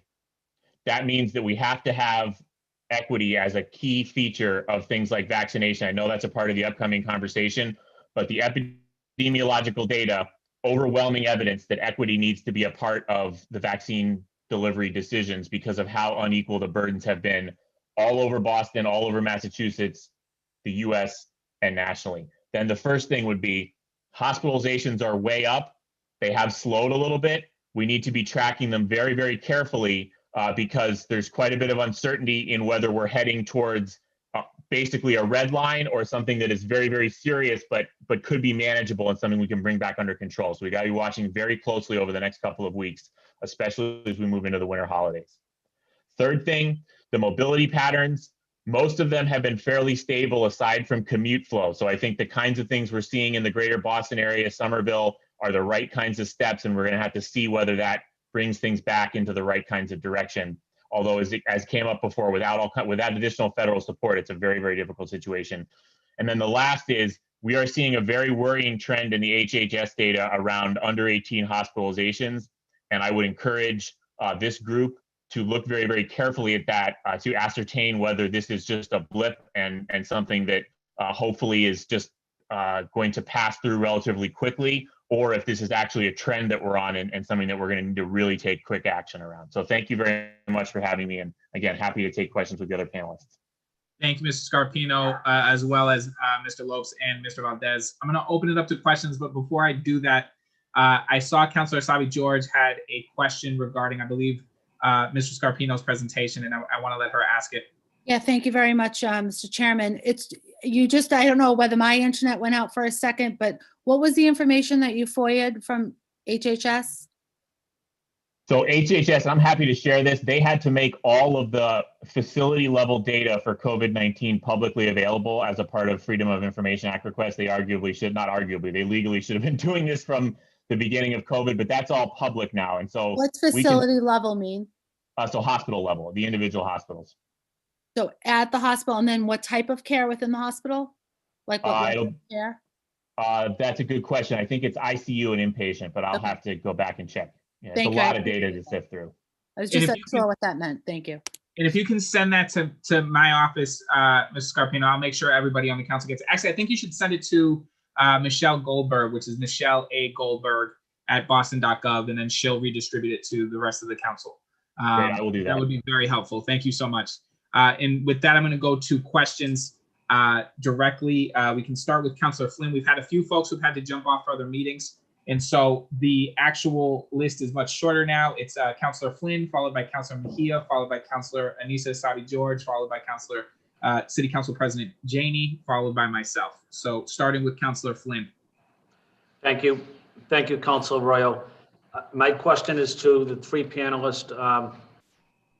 During this pandemic, during the testing, the pandemic, and we go into the vaccination, but over the last year, what other public health challenges have we seen, such as substance use, that may have contributed, the COVID may have contributed to some of these related public health emergencies or challenges that we're now facing and that we're going to have to continue facing after the pandemic and after the vaccination phase as well? Any comments about what else you're seeing out there that we need to address immediately? I guess, yeah, good. Mr. Valdez. We definitely don't have the presence that we did before. And the reason for that is this type of treatment, this type of counseling lends itself to doing it in person. And we now have restrictions on the number of individuals that are coming into our building. And we have such strong patient demand for just general primary care services, behavioral health services, dental services. We're trying to do this via telehealth. It's not lending itself to a telehealth environment. So we're seeing a decrease in our own activity, and we know that this is making the problem worse.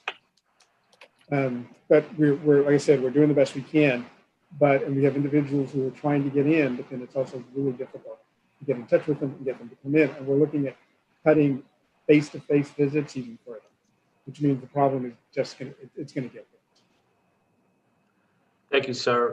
Appreciate your comments. I have one follow-up question. Wasn't sure if the other panelists wanted to weigh in, but then just briefly add that I think it's across the board. I mean, everything we've looked at is that basically everybody's pushing everything off, and whether that's even cancer surgeries we know are down because of having to push off anything that's not life-threatening, mental health, all of those things have been pushed off. So I would be working under the assumption that we're going to have a very serious time of work ahead of us to get caught up.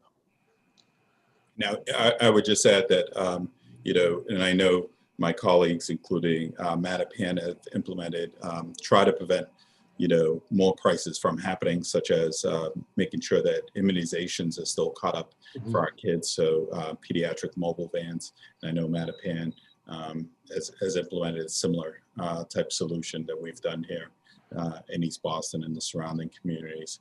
But then it goes to the food access, housing insecurity, evictions, and things like that, which are all part of a public health crisis, all related to the impacts of COVID in the economy.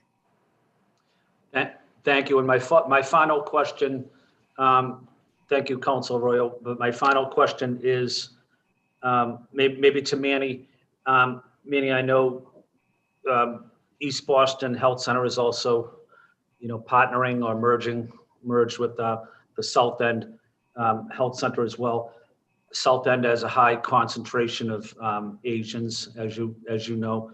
But I guess my question is, the lowest screening for breast cancer for any ethnic group is Asian woman.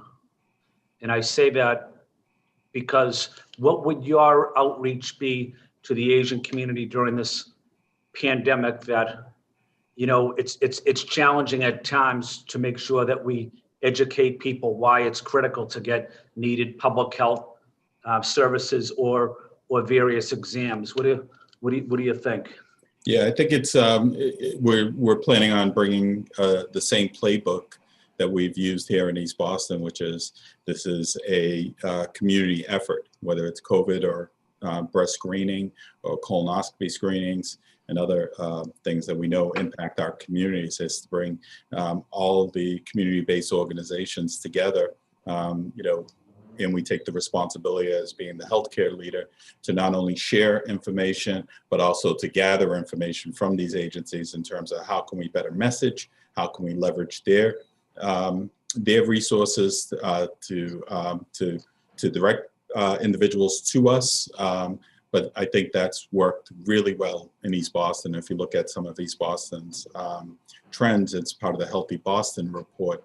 You know, some of the trends that you would normally see in a community that looks like East Boston, but East Boston from a data perspective looks more like Beacon Hill or Back Bay, which is really impressive. So we want to bring that into the South End. And again, I think leveraging those partnerships, we're not going to do this alone. We're going to have to rely on these partners to help us, but they're going to rely on us to make sure that we give them the right information and we create access to breast screening and mammography.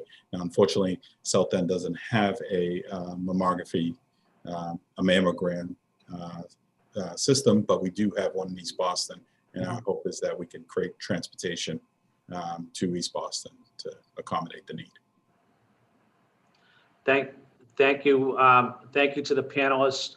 And as Rita Nieves said, we're so fortunate that we have tremendous community health centers across the city that played a critical role during this pandemic. So I just want to say thank you to the panelists and your staff for doing excellent work during this pandemic and always as well.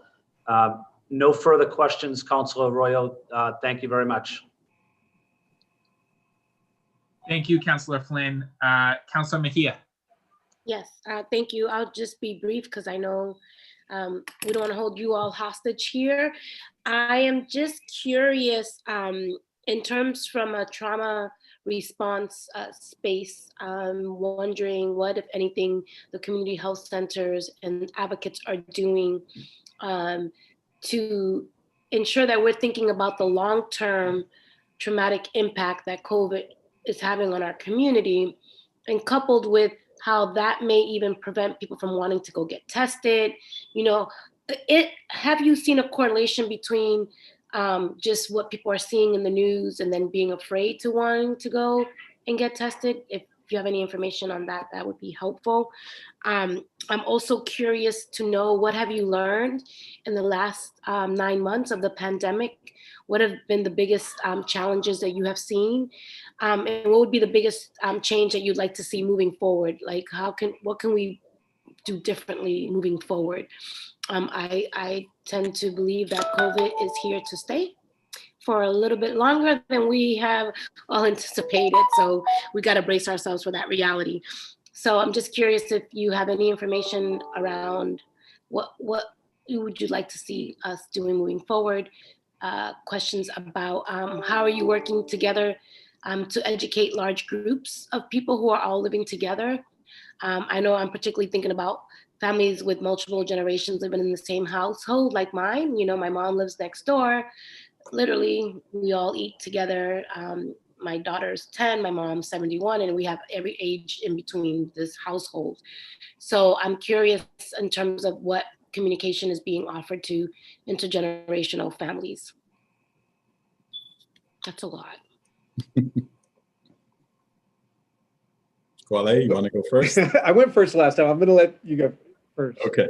Let me see. Thank you, Councilor Mejia, for the questions. Related to trauma and testing, I think you are absolutely correct. Our communities pre-COVID were faced with significant trauma, particularly the immigrant community who came here from other countries, and whether it was the path to get here or what they experienced in their home countries, the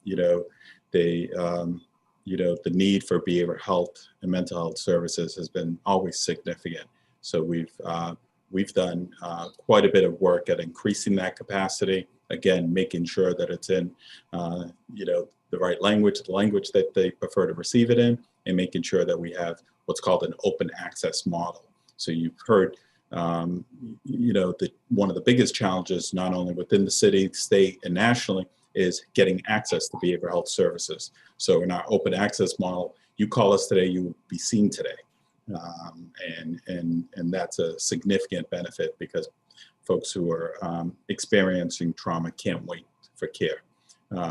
We continue to provide that service.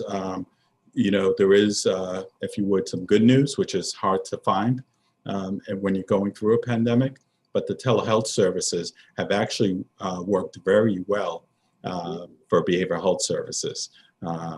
You know, folks have complicated lives, work multiple jobs, and sometimes can't find the time to access care, again, when they need it. But by deploying telehealth in our behavioral health services, we are seeing a significant surge, if you would, in behavioral health services being accessed by our patients. And in fact, our behavioral health team has done a phenomenal job at actually going back and looking at individuals who have no-showed for behavioral health care and opened up telehealth services to those individuals, and they've accepted it. So I think that's been great, and we'll look forward to continuing to offer a hybrid in-person or telehealth service post-pandemic. Some of the challenges, you've heard many of them before, and it's supplies. You know, given that our national response was not where we expected it to be, and it was every state, city for themselves. And we're fortunate to be in Boston and be in the state of Massachusetts because I think we have government individuals like yourselves who helped us and responded very quickly to our needs. But I would say that would be the one area where we could have done it differently and making sure that we had the supply that we need and making sure that stockpile was there for an occasion like this. I would mirror, I'm sorry, Councilman, thank you for the question. And I would mirror what Mr. Lopes has said regarding behavioral health services. Before the pandemic, we were experiencing 30% no-show rates. After the pandemic, we switched to a telehealth model and we did it very quickly. Our no-show rate is 0. And for a while, we were able to keep up.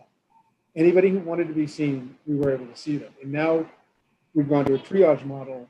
If it is a serious situation, if it is a serious case, we will get you in. But we're having now to ration the service because of the demand that's in place.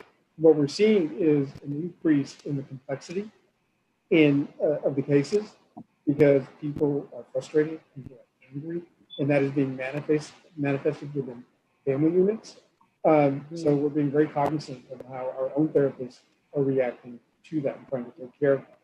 You asked about what we've learned in the last 9 months, what the challenges we face. You actually used the one word that I would use to answer that, and that is the word change. We are changing on a dime, and we're changing, it almost seems like on a daily basis. This new testing model with the rapid test. We received those tests on a Friday. We completely had to reconfigure how we're administering those tests. And we did the first test literally 2 days later. And every health center across the city and across the state is doing the exact same thing. We are adapting quickly. And now we're having to make adjustments and figure out how we're going to vaccinate. So continuing to do testing, modifying the testing. And go ahead. Oh, you could see. Oh, I was about, no, okay. Finish. And then, because I want to make sure that Councilor Arroyo lets me ask one more question. That's all I want to make sure. You do, you certainly do. And regarding messaging, we participated in 2 town halls with the Boston Public Health Commission. And one of the things that we've been thinking about to get a vaccination message out in a way that's appropriate, in a language appropriate way, is to do additional town halls. Maybe make them shorter, like half-hour town halls every week, and have a panel of our, a physician, a caseworker, myself, and to do these town halls on a weekly basis to help get our message. So that's one of the things that we're considering. Thank you. Yeah. Thank you. And I wanted to ask Sam Scarpino a question. I'm curious, you really set the stage in terms of what's happening across this world.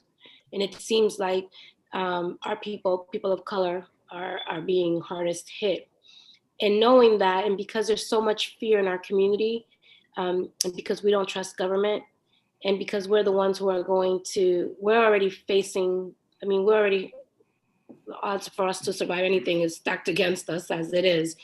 What are you hearing in the space that you operate in terms of just helping people understand how important it is for them to consider the vaccination?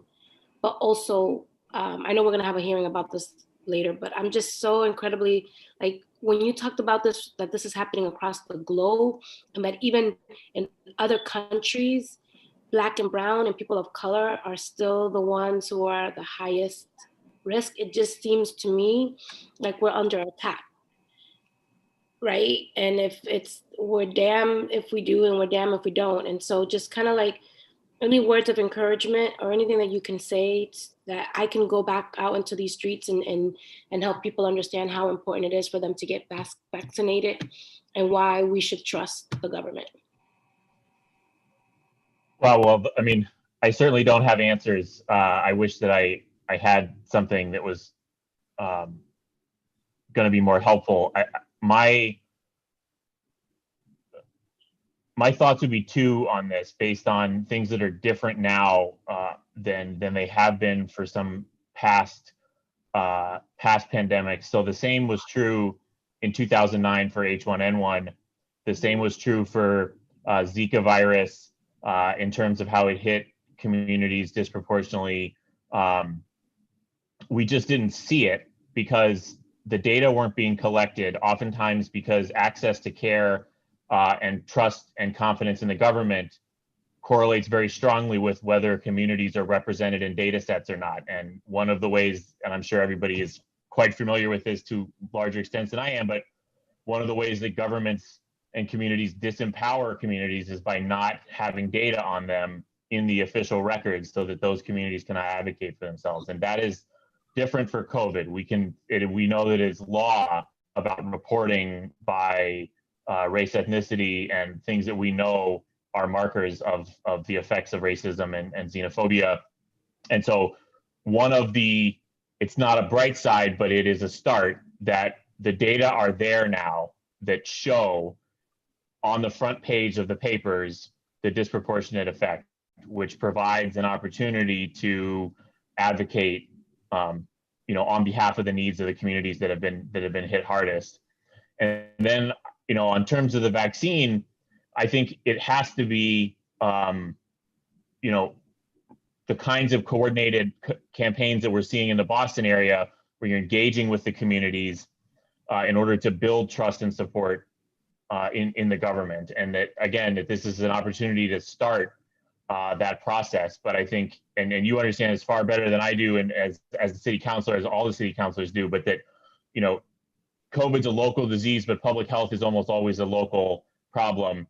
And that's why I've always been skeptical, as many public health officials and epidemiologists are, about top-down orders and enforcement. It's about education, buy-in, and access, and that we have an opportunity to demonstrate that is the playbook, in the greater Boston area. Because I think we've got a lot to be proud of, a lot of work to do, but a lot to be proud of at how we're trying that model here in many different ways. So I think that's the best that I can offer. And I think that is, to me, it's a big difference for COVID, to be honest with you, that we actually see the statistics being reported and talked about is not something that's happened for previous pandemics, at least that I've worked on. Thank you. Thank you all for your answers. And thank you so much for all the hard work that you do on behalf of our people. It's greatly and deeply appreciated. Councilor Arroyo, I don't have any further questions, and thank you for your leadership in this space. Thank you. And Councilor Asari George. Thank you again, Mr. Chair, and thank you everyone for being here. We certainly appreciate the role that our community health centers play in our communities in delivering healthcare and other services, but also grateful for your continued leadership and in offering sort of advice and presentation and counsel in response to our questions today. You've always been ever present, especially in my work on the city council, so I'm grateful for that. Sam, you brought up in your presentation the spike that we're seeing now in children under 18. I'm wondering if part of the challenge, or perhaps Manny or Gwali can respond to this, are children and young people under 18 not getting tested at the same rate as adults for a variety of reasons, either the public discourse around the low infection rate or fear, or whatever the case might be? And have we now shifted to doing more testing? Are you seeing an increase in testing? And perhaps that's where the spike is coming from. And then the hospitalization piece, are we waiting? Is there any sort of information that may say or show that we're waiting longer before we hospitalize our children, for example? I don't know. And so I think that in the health centers, are you seeing, I've been tested a few times at my community health center at Dot House Health, and there was once a child in line, and that child happened to be with me, but I've never seen a child in line otherwise. I haven't seen an increase in testing. I'm not sure. I can go back and look at the data but you're right. Particularly at the beginning of this pandemic, there weren't too many testing facilities that were testing young kids, particularly, I believe, under the age of 5. We were doing testing all ages, and there were many kids that were being sent to us from other facilities to get tested. So I'm not sure in terms of this. I can't speak to the spike in hospitalization. I think when you saw the data from the commission, it did, at least from the trending, I haven't seen any trends that shows a spike in positive cases in young children. I suppose the spike was really the hospitalizations. Correct. And I wonder if that is attributed, or could we assume that's attributed to potentially a delay in accessing care for a child? It could be. I think one of the things that we also unfortunately don't know from the HHS data is whether these were primary COVID admissions or whether this was a COVID positive test because of an admission for another reason. Yeah. So these are individuals who are hospitalized currently for COVID. So it's possible they caught the COVID infection and are treating it as a result of something else. But the fact that it's up over the past few weeks is what's concerning, where it had previously been flat. And so I think that there are a number of possible explanations. We know that the hospitalization protocols have shifted. The time people are spending in hospitals have changed. Everything is kind of shifting over, especially as the age distribution shift. So it could be, it's probably a combination of a number of factors, but I think that's why it's important to understand more about what's going on. And unfortunately, we can't go any deeper in the data that we have. Right. Yeah, no, curious about that. Oh, go ahead. Okay, George. I just did a quick check while you were asking your question, and we're not monitoring at that level trends by age group. We're just monitoring it in total and activity rate. But our total testing as a percentage of 20 and under is at 10%. All the tests we've done, 10% are 20 years of age and under. And I think at a health center, from a health center perspective, it's driving that for the parents. I don't think we're going to, if the parents feel that the child needs to get tested, and that's the driver, not if the parents feel that there's an infection, a possible infection, then that's what's going to drive it. I think that's why the percentage is at 10%. Have you seen that 10% go up, or has that been relatively consistent? It's been relatively consistent.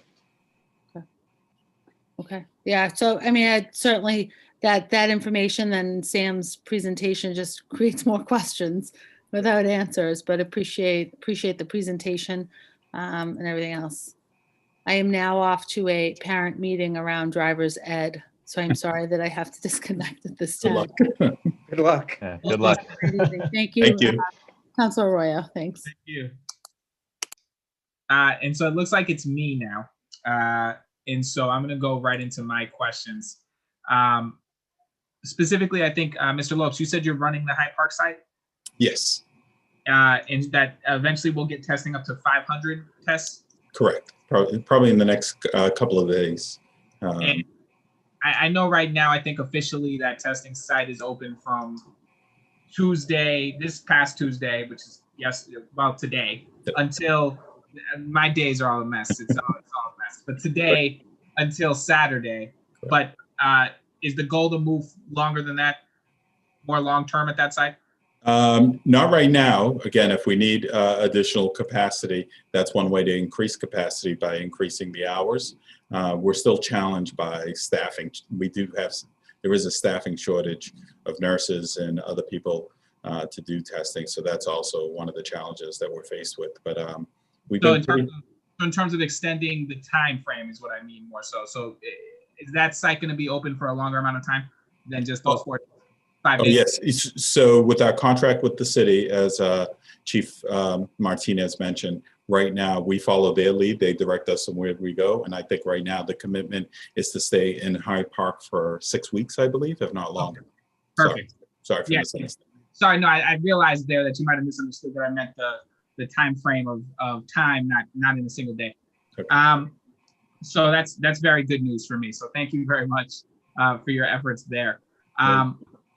One of the questions that I have for both of you, as candidly as you can be, what are ways in which, just looking ahead, we have another budget coming.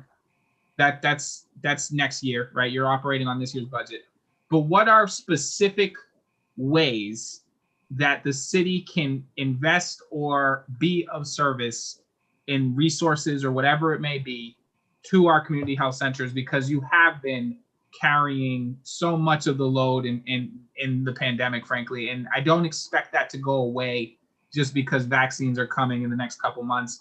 By the time we're talking about this budget again in June or July, I expect that you're still going to be seeing an increase in use of services.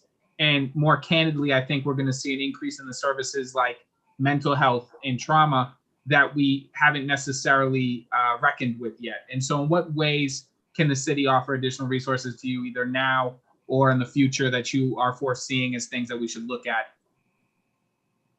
Yeah, I guess I'll go first again and just say that, number one, I think, again, we're very fortunate to be in this city that has provided significant resources, whether it's through the Resilient Grant or the CARES Grant that the city received, and sharing that with the health centers within the city. We're also, fortunate to have a lot of health centers, 20 plus health centers in this city. And naturally in a pandemic like this, we see the value of having health centers right in the neighborhood, people who work at the health center come from the neighborhoods we serve also. So thank you for acknowledging and recognizing the value that has always been there. I would say going forward, making sure that health centers are financially viable. And I know there's going to be, and appropriately so, a lot of asks on the table. There's a lot of small businesses as well as large businesses who have been impacted by this virus. And I would just make sure that health centers are also on that list because pre-COVID and going into COVID, our operating margins have usually been in the negative 1%. And that's not sustainable long term. So to the extent that the city could find ways to bring additional resources to shore up our community health centers for times like this, or even when there isn't a pandemic, to making sure we continue to provide the services and need for the residents of Boston, I think will be extremely important. I strongly agree with how fortunate we feel with the support that we. Mr. Valdez, your speaker goes in and out. Okay, Clearly, let me move this a little bit closer. Let me try this again. I agree with Mr. Lopes, strongly agree with Mr. Lopes. We've been very fortunate to be the recipients of the financial support up until this point. And I've had conversations with Rita Nieves on a Saturday to say, can we redirect some of the resiliency funds to cover staffing, which was not at times the original intent. And the response was absolutely. When this pandemic is, even now, but especially when this pandemic is over, the need for our services is going to be greater. And we're going to have to fund positions that do not generate revenue. I can use outreach workers now, and I don't have a way to pay for them. Outreach workers to coordinate care, outreach workers to coordinate behavioral health care, primary care services. And once again, traditionally, we need to, it would be helpful to be able to fund these positions and to have the flexibility to use these positions to provide that care. It's easy to hire, it's not easy to hire a doctor because it's very hard to find them, but a lot of our positions generate revenue and we get federal grants. But some of our positions, registration, we're gonna need it at all levels. And our staff are tired and we're gonna need to supplement, we need to supplement our staff. Registration position does not generate revenue. An outreach worker does not generate revenue. This is where it would be helpful, is to be able to fund and we have to be practical. We know there's going to be a lot of constraints on the city budget, but every one of us could use help in this area to be able to fund these positions to help us continue. I want us to grow. I want us to grow, and we have the potential to grow. And we're going to need the infrastructure to be able to do that. And I think providing, if I have to give you if I have to give one recommendation, it would be for staff. We can use the additional staff. That's all very helpful, actually, and I appreciate your candor on that. And I will tell you that I know it's going to be a tough budget, but I think if we're not investing in the health of our city, we're really not investing in what I consider one of the key priorities for any city. And so this is going to be something I'll be in contact with both of you, frankly, offline, just about these kinds of conversations, because, you know, I know for me personally, one of my major concerns is there's a lot of trauma in our neighborhoods that existed prior to COVID. And I think when we talk about PTSD and all the different ways in which we see sort of crime or outbursts or different things that are happening in our communities and how that relates to mental health and mental trauma and the lack of resources to address that, add several thousand deaths, add months and months of isolation, add job loss, income instability, housing instability, the loss of your business.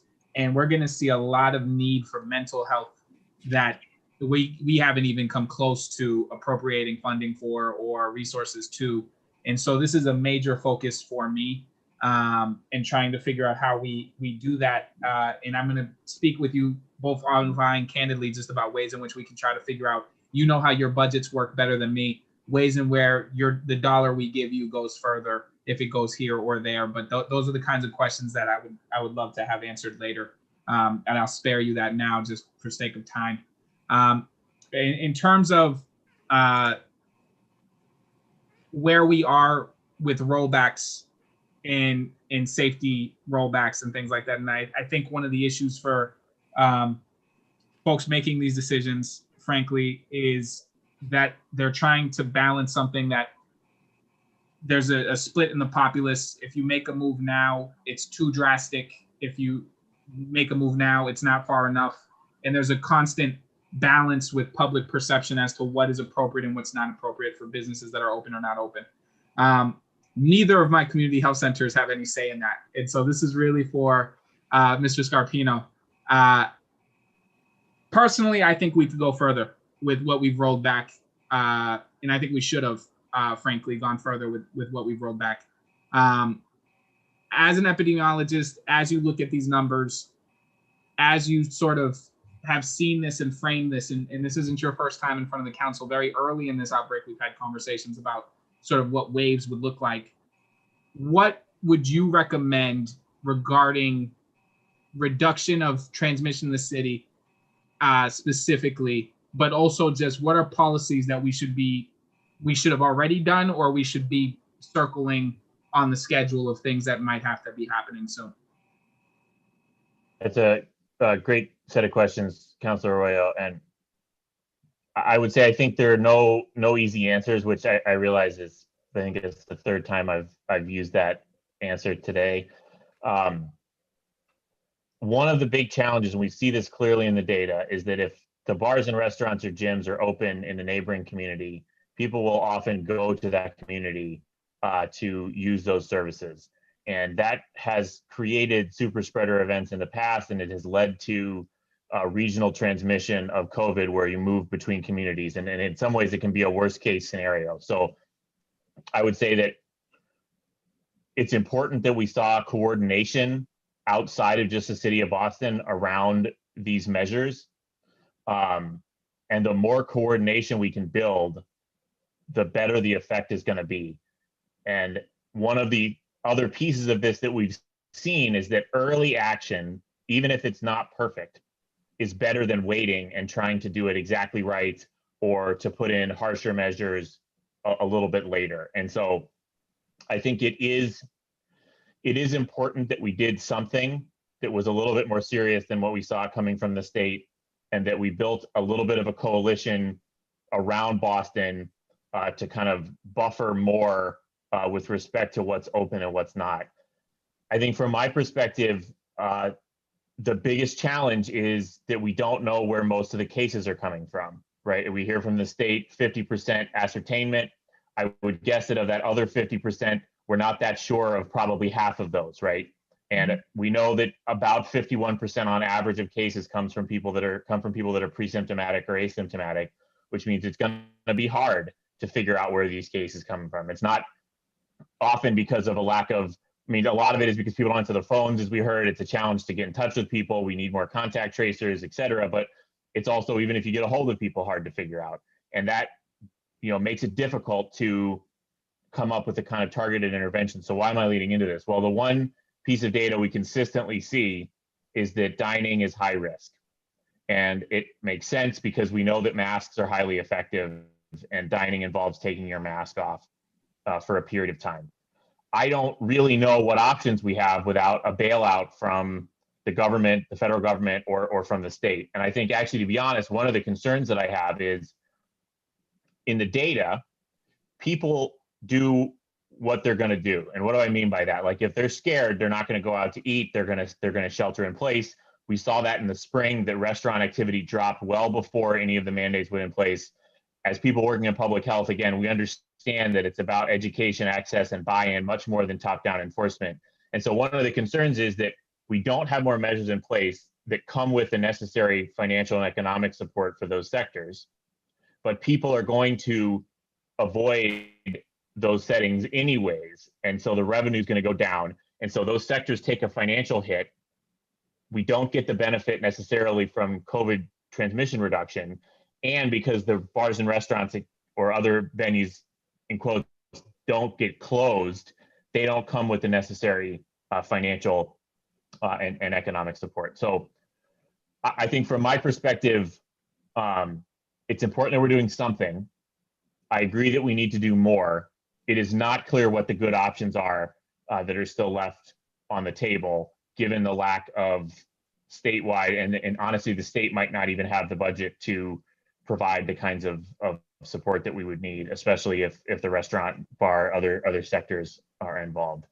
The other piece that I would add, one of the things that we're not great at in this country, among many, when it comes to public health, is tracking vaccine uptake. And as we roll out the vaccine, the landscape of COVID across the city, across the state, across the nation is going to get even more heterogeneous and patchy than it is now. And that's going to make it very difficult to track flare-ups and hotspots and deploy resources and alert the community health centers, and all the things we're doing now are going to get harder as COVID starts to get increasingly rare, because right now we can just kind of assume it's ubiquitous. Almost everybody that's walking through the door with respiratory illness, there was an RSV outbreak a couple of months ago, but it's mostly COVID. So it's a lot, quote, easier than it's going to be from a surveillance and data perspective.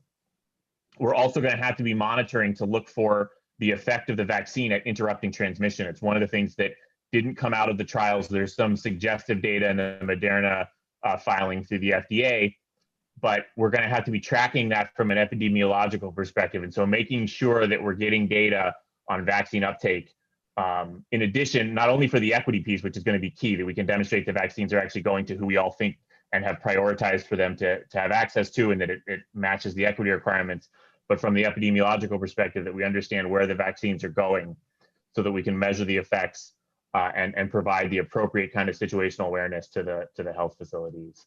So I would say those are the two biggest pieces, is that to the extent we can continue to build coalition outside of Boston, even if it's just around the current measures, that's a big deal. I think we have to figure out how to roll back more in person, as we heard from Chief Martinez. Anything non-essential is the things that we need to be targeting first. And, you know, until we can get a bailout from the federal government, I think we should all probably assume that dining is going to be the last thing on the table. And so being as creative and thoughtful and compassionate as we can around the other non-essential indoor gatherings. And then the second piece is around tracking the vaccine uptake as we move forward. And of course, we're fortunate in Boston, but the critical aspect of the messaging around that is as the rollouts happened. Thank you for that. That's actually very comprehensive as an answer, so I appreciate that. And I would be nowhere if my staff wasn't writing down all of your answers as they come out, so that I could go back and dig into them. In terms of 2 more questions for my community hospital partners, and then 1 more question for you, Sam, and then I think we're concluded here. Once we get past our, we have 2 folks waiting to do public comment, and so I'll go to them directly after that. My first one is with vaccine costs. One of the concerns that I have with this is, my understanding is that Mass Health may not cover these. And if these aren't covered by Mass Health, that's going to serve as another barrier for equitable distribution of vaccines. Do either of you know whether or not Mass Health has been on board or has confirmed in any way, shape, or form that they will cover vaccines? I have not. I have not heard. My understanding is the vaccines have been paid for by the federal government and that they are free. So the coverage of Mass Health may be for administering the vaccine, but you know, today our assumption is that the vaccine will be available and administered at no cost to everyone. My concern is that we heard the same thing on testing, and then it became, okay, well, if you have symptoms, your test is free. But if you don't have symptoms, that's going to be an insurance hit. And my concern is we might see a similar switch or clarification as vaccines get rolled out. And so one of my questions is, how have the community health centers treated folks who have no coverage for testing? Because I think one of the questions I have is whether or not this is something where we need to create a city fund in advance, something that we're prepared to dip into for folks who need that for vaccinations, or whether or not this is something we can do a private-public partnership with. But what have you experienced with folks who have had issues getting their testing covered by insurance?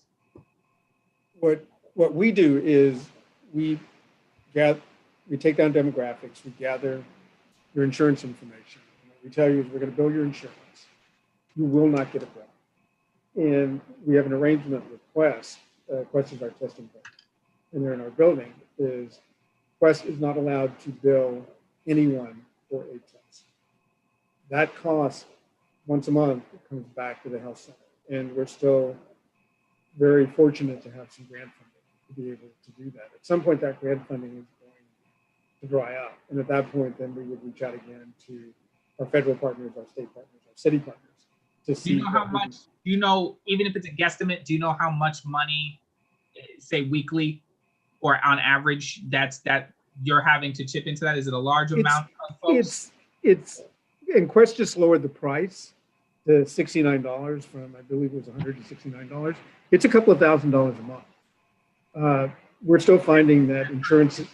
Is that specifically for Mattapan Health Center, or is that for all specifically of them? For Mattapan? It's Okay, specifically so for Mattapan. Could be thousands on months for every. Correct. Okay. I think what's different, I would agree with you, Chairman, that that in testing, there wasn't a consistent and, again, national or federal strategy around testing that made it available to all, you know, and we didn't have to collect insurance information or try to figure out who needs to pay for those testing. I think with vaccines, at least we're seeing a different approach where it is at the federal level, the federal government, my understanding, has picked up the cost of those vaccines, and hopefully they'll continue to do that, and that it will be delivered for free. Where testing, unfortunately, we did not have the same type of national strategy and resources, and it was left up to states and cities, and partly the CARE Fund, the CARE Act helped offset. So some of the grants that we're getting are from the CARE stimulus package. But again, it became really confusing because we were required to build first and identify and collect information first before we can access those grants. And that did cause quite a bit of confusion within the community, because people asking, why do you need to collect this information? Why are you billing my insurance company? But we were required to do so before we can access the grants.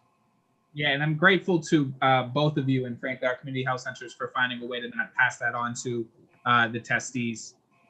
That's deeply appreciated. My last question, and I'm going to have to dig into the vaccine cost one privately with the administration, with you, because I am concerned. Until there's a real idea of how much that money is going to be, I'm concerned when they start sort of say blanketly, yeah, sure, of course we're going to cover this, because usually there's some kind of clarification that comes once they realize what that check looks like.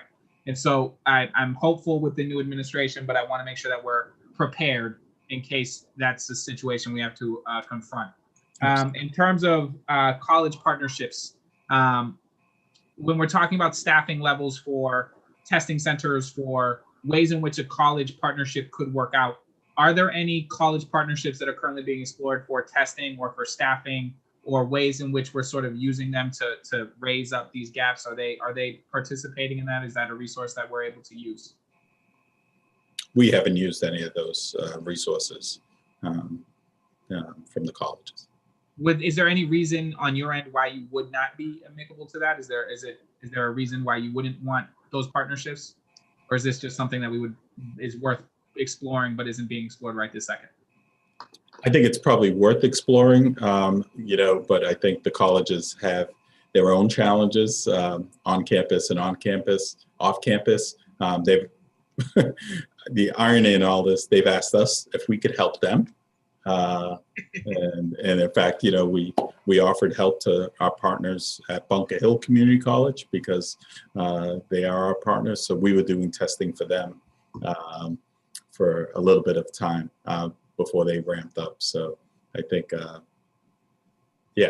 look forward to any partnerships, as Mr. Valdez mentioned, our community health centers, our hospital partners, and others, because this is when it's a team effort to get to the work. I appreciate that. And I think that's my final question for y'all. I do have one for Mr. Scarpino, which if either Mr. Lopes or Mr. Valdez wants to jump in on.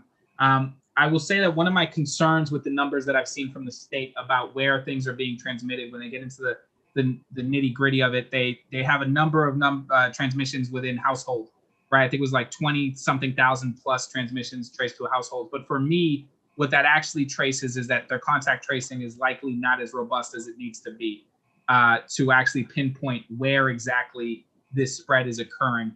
And so, Mr. Scarpino, as somebody who looks at numbers and sort of understands both the data that you're looking at, but also data collection and how data collection matters, what are we seeing specifically in terms of our contact tracing? Where can that be shored up to ensure, and just to clarify why I care about this, when the state or the city says we're following the data informs our decisions, we're only as good as that data.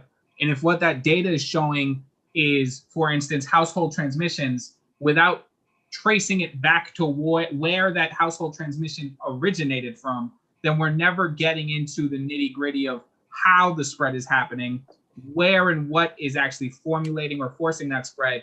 And a lot of that requires robust contact tracing and the ability for me to say, Mr. Scarpino, clearly, for instance, in an example, you passed this on to, Mr. Arroyo at his home. Where did you get it is a very important question. And if we just relieve that as a household transmission, rather than, Mr. Scarpino was on a bus, Mr. Scarpino was at the gym, Mr. Scarpino was at a restaurant. Being able to trace where these exposures may have happened, my concern is we're not doing that much beyond that first layer. And is that something that you've seen with the data? Is that something you're concerned about? It's something that I'm very concerned about. So, from the perspective of COVID, once it's in the household, it's very hard to control, right? Unless you have the ability to move individuals into safe isolation or quarantine housing, or if people are fortunate to have housing situations where they can isolate. So I think the real question is, how did it get into the household? And that means we need to understand where the transmission events are happening out in the community. So when I hear that we can't identify the source for 50% of the cases, we're already failing.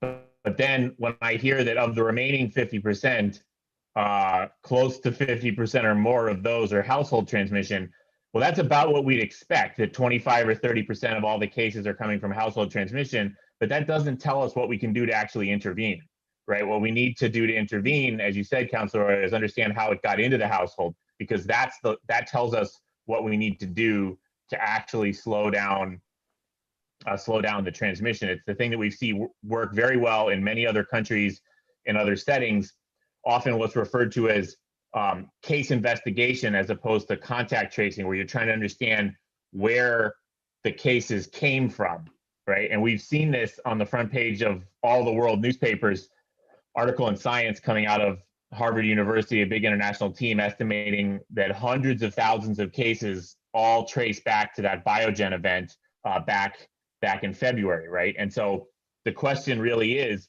how is it getting into the household?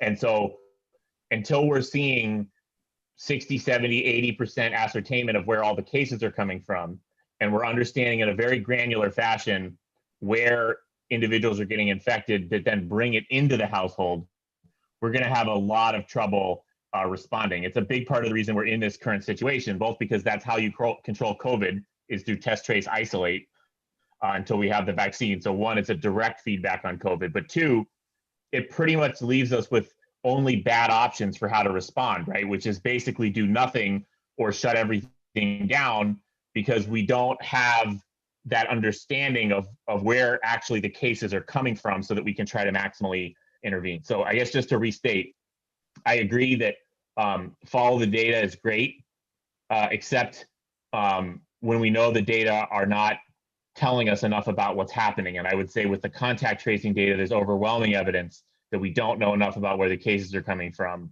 to really intervene. And that's a big part of the reason that we're in this situation now, being faced with trying to decide what to do as we're entering into this surge without really knowing where the cases are coming from. And Mr. Scarpino, just a question, a follow-up on this, and then we'll end it here. This is clearly a world issue.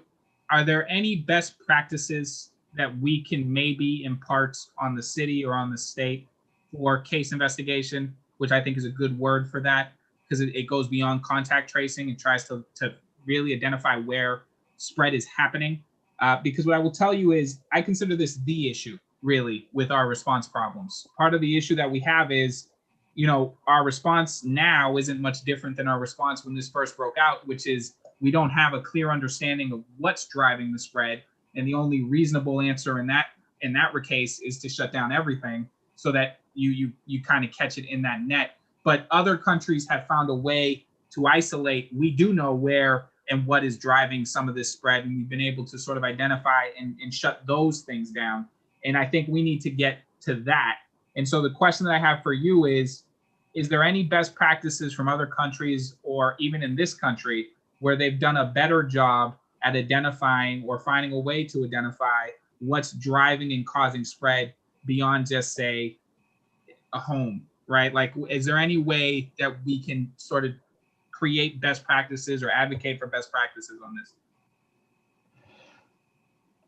I think that the two short answers. So the first is, when the case counts are this high, no, because part of the problem is there's just so much uncertainty on where somebody could have gotten infected that it's very unlikely that you're going to gain that kind of certainty. The thing I keep coming back to as an example is that super spreading event in Maine at the Big Moose Lodge, where you had a few days later people getting infected 200 miles away down in Portland because individuals had gone from the wedding back to their homes in Portland. And Maine only knew that because they had a handful of cases at the time and an army of case investigators that were able to trace all of those paths. But once you get a lot of cases like we're in right now, what you see in Australia is they shut everything down until the case numbers get low enough. And then they cluster bust, is what they refer to as in Japan, where you deploy armies of contact tracers to clusters, you trace out and you get everybody quarantined and isolated, and you try and shut down the transmission that way. So what does that mean? Well, I think to me, what that means is one of the things that we could and should have done differently in the summer is really to go for eradication locally of COVID through this kind of test, trace, isolate strategy once it got really rare. And we didn't do that. We're going to have another chance with the vaccine as we start to bring those low levels of infection down with the vaccine as we exit out of this surge. We're going to get another opportunity to do this, and we need to learn from our mistakes in the past and have this robust case investigation system. And as we heard from the community health system, we're benefiting from the fact that we have a lot of community health centers. That part of the problem with case investigation and contact tracing is trust and access and interaction with the community. And we've got an advantage there in Boston over many other places. And so I think that's the kind of thing that we have to be ready to deploy, especially as we go into the vaccine era. Now, very briefly, there was a paper that just came out analyzing lots and lots of non-pharmaceutical intervention responses from many different countries. And the consistent things that came out were dining and group sizes. And you've got to keep the group sizes down, 10 individuals or fewer, and you can't have indoor dining open. And unfortunately, indoor dining has been something we can't touch without a federal bailout. So our hands have almost been tied there. But otherwise, I mean, mask wearing, of course, is critical. You got to assume you have the mask wearing, and we've got that. We're very fortunate about that. It's been one of the big success stories in the Boston area and Massachusetts is mask wearing. But so mask wearing, but then it's group sizes less than 10. Which also makes the case investigation easier into contact tracing, and then it's dining, and everything after that seems not to matter very much. That it's those things that are critical. So I don't know if that's helpful, but those would be that is helpful. Those would be what I can offer. That is helpful, and I appreciate all of you for taking this time. Unless you have anything that you'd like to close with, you're free to go. I'm going to go to our community comment. But I want to thank you all for being here. And if you do have anything to add, you can just chime right in on your way out. Or if you just want to head out and enjoy the rest of whatever day you have left, you feel free to do so. Thank you, all of you, for being here. And thank you all for the work you're doing. I deeply, deeply mean that. Thank you so much. And thank you, Chairman. Yeah, thanks for having us. Thank you very much for having us, Councilor Rono. Thank you. Now we'll go to the community community comment portion. Mr. Whedon will be first. Just name affiliation if you're speaking on behalf of a organization or program or community organization. Neighborhood, if not, and then 2 to 3 minutes. Mr. Whedon, the floor is yours. Great, thank you very much. I hope you guys can hear me okay. Yes, great. Yeah, I live in the Kenmore area, and I'm actually on the faculty at Boston University, but I am not speaking for the school. And I want to say at the outset, I very much appreciate all the things that you guys are doing, and this last 2.5 hours has been a great education for me.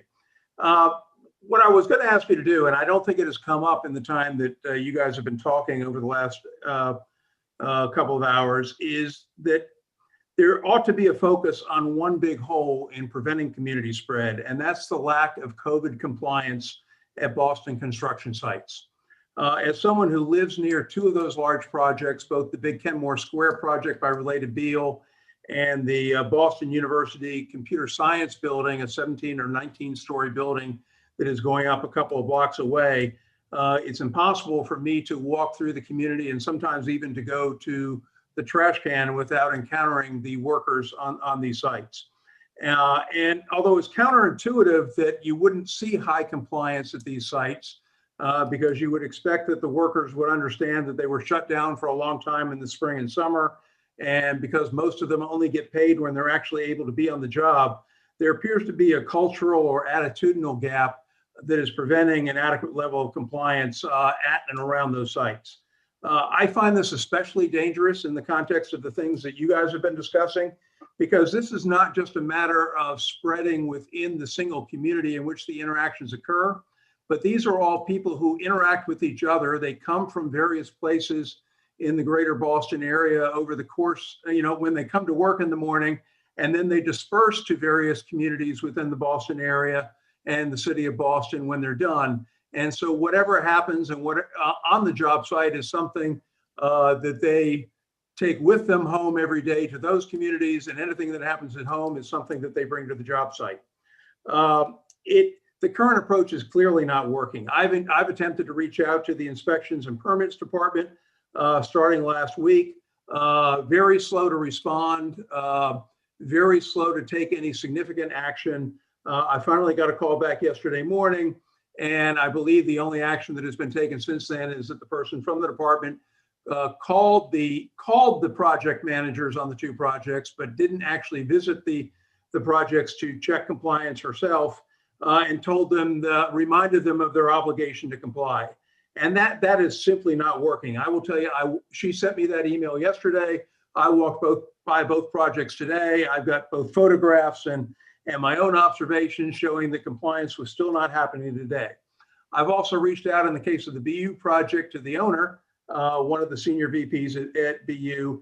And in the course of interacting with those folks, what I realize is that the owners of all of these projects really don't have a very strong incentive to maintain compliance. They're behind on the projects as it is because of the difficulty in getting workers, because of the shutdown period. They certainly don't want to disrupt those projects. They have financial and other incentives, and the contractor certainly has financial incentives to finish on time. And so compliance is certainly not the highest goal there. The comments that I've gotten from people on the BU end, for example, are that they share my exasperation that this is a daily problem and the consistency has been an issue, but yet the projects still remain open at full capacity with people coming to work and people congregating around the site and traveling to and from the site, from the T station in Kenmore, from other places without wearing masks while they are encountering other people from the community on the street. Literally every time I have been by one of those sites, there's been both a lack of social distancing and a lack of appropriate protective compliance. As you heard a minute ago, masks are probably the most important thing that we can be doing. So I just wanted to make sure you understand that although it might require some disruption in construction schedules, that there may be further action that needs to be taken. And I'm hoping that you guys are more successful than I am in communicating the importance of the Inspections and Permits Department in enforcing the restrictions that every one of these contractors has already agreed to, but isn't really enforcing in reality out there on their job sites. Thank you for your time. Thank you. And that's something that we'll look into for sure. It did not come up during this hearing. You're correct, construction sites, but I know it's something that we brought up in the past, and we'll certainly look into those concerns because I take those seriously. So thank you so much.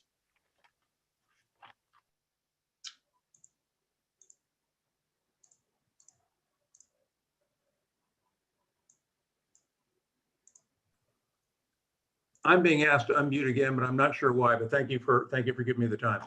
No problem. Thank you. Ms. Radwin, the floor is yours. We're asking you to unmute if you can.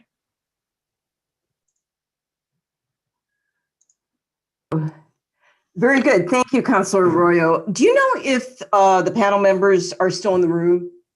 I do. Right now, it's me, and we have, it looks like one of our community hospital centers still here. Yeah, well, let me give out roses. First, Councilor Arroyo, thank you so much for a terrific hearing. I learned a lot and heard some answers that I really wanted to hear. I want to give some roses to community health centers. They are near to my heart. I've been a nurse for 44 years, And I investigate, I'm a principal investigator, and I study trust and healthcare. And the vignette that was given was a perfect example about setting up a trust relationship during testing. So thank you so very much for what you do.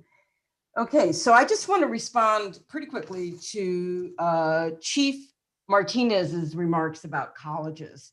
So a paper came out where scientists found genetic evidence of COVID spread from colleges. They briefly put, they isolated DNA from students, and they isolated DNA from patients in nursing homes, COVID DNA. And there was a link. So there's no denying there's community spread. It adds to the other studies that I put into the record. And in addition, once again, the report from the New York Times on December 11th said that 3 Boston campuses were accountable for close to 1/3 of the total college COVID cases in the Commonwealth, that being BU, BC, and Northeastern. And again, these colleges are within 3 miles, 6-mile radius of one another. And they all have full calendars to conduct basketball, the New York Times, to play basketball and have a season. The New York Times recently published an article about secrecy about athletics in colleges. They're not being fully disclosing the spread that they have from traveling. And that means that they should be measuring not just the players, but the staff, the traveling crew, the food handlers, everybody. It's not benign. And in particular, the higher education institutes themselves have published articles about the dangers of basketball. It is the worst possible sport to be playing in terms of spread. So, and all 3, as I said, all 3 colleges have seasons coming up. They may be playing even now. So I just wanted to put this in the public record. Again, amazing hearing. And I especially listened to Dr. Scarpino because he teaches me everything, and I appreciate his input. So thank you. Thank you so much. And I will just say one other article that we didn't go over, but that sort of tracks with what the article you just brought up mentions, is that the New York Times did an article saying that they've traced higher death rates in towns with colleges that have opened, whether those are small towns or big cities. They've seen increases. I think it's a 50% compared to cities and towns that don't have them. So it's certainly something that I think it is the case. I do think we're seeing community transmission, and part of why I value Mr. Scarpino, and part of what I wanted to get out of that last part there with what case investigation is a good name for it. When you don't know what the spread is, you can't say definitively that something is not causing the spread. And that's the issue. And so, it's easy to say colleges aren't contributing to the spread when you don't do the data or have the ability to track it. Just like it's easy to say BPS isn't doing it, or something, or public transportation, or whatever it is, or restaurants. If you're not doing the data to actually track what is causing the spread, then you can do the opposite and then try to allege that none of those things is contributing to the spread. And I think just to say to your point exactly, it's such easy data to obtain. What you need to do is correlate by the week the college cases that are being reported by the colleges and the community that those colleges are embedded in. It's not. I think that's a smart way to do it. Okay, thanks so much. I really appreciate the hearing. I appreciate you. Thank you very much. And with that, that concludes this hearing. Thank you, everybody. Thank you, Central staff. I know it's been a long day for you, so thank you. There you go. This meeting is adjourned.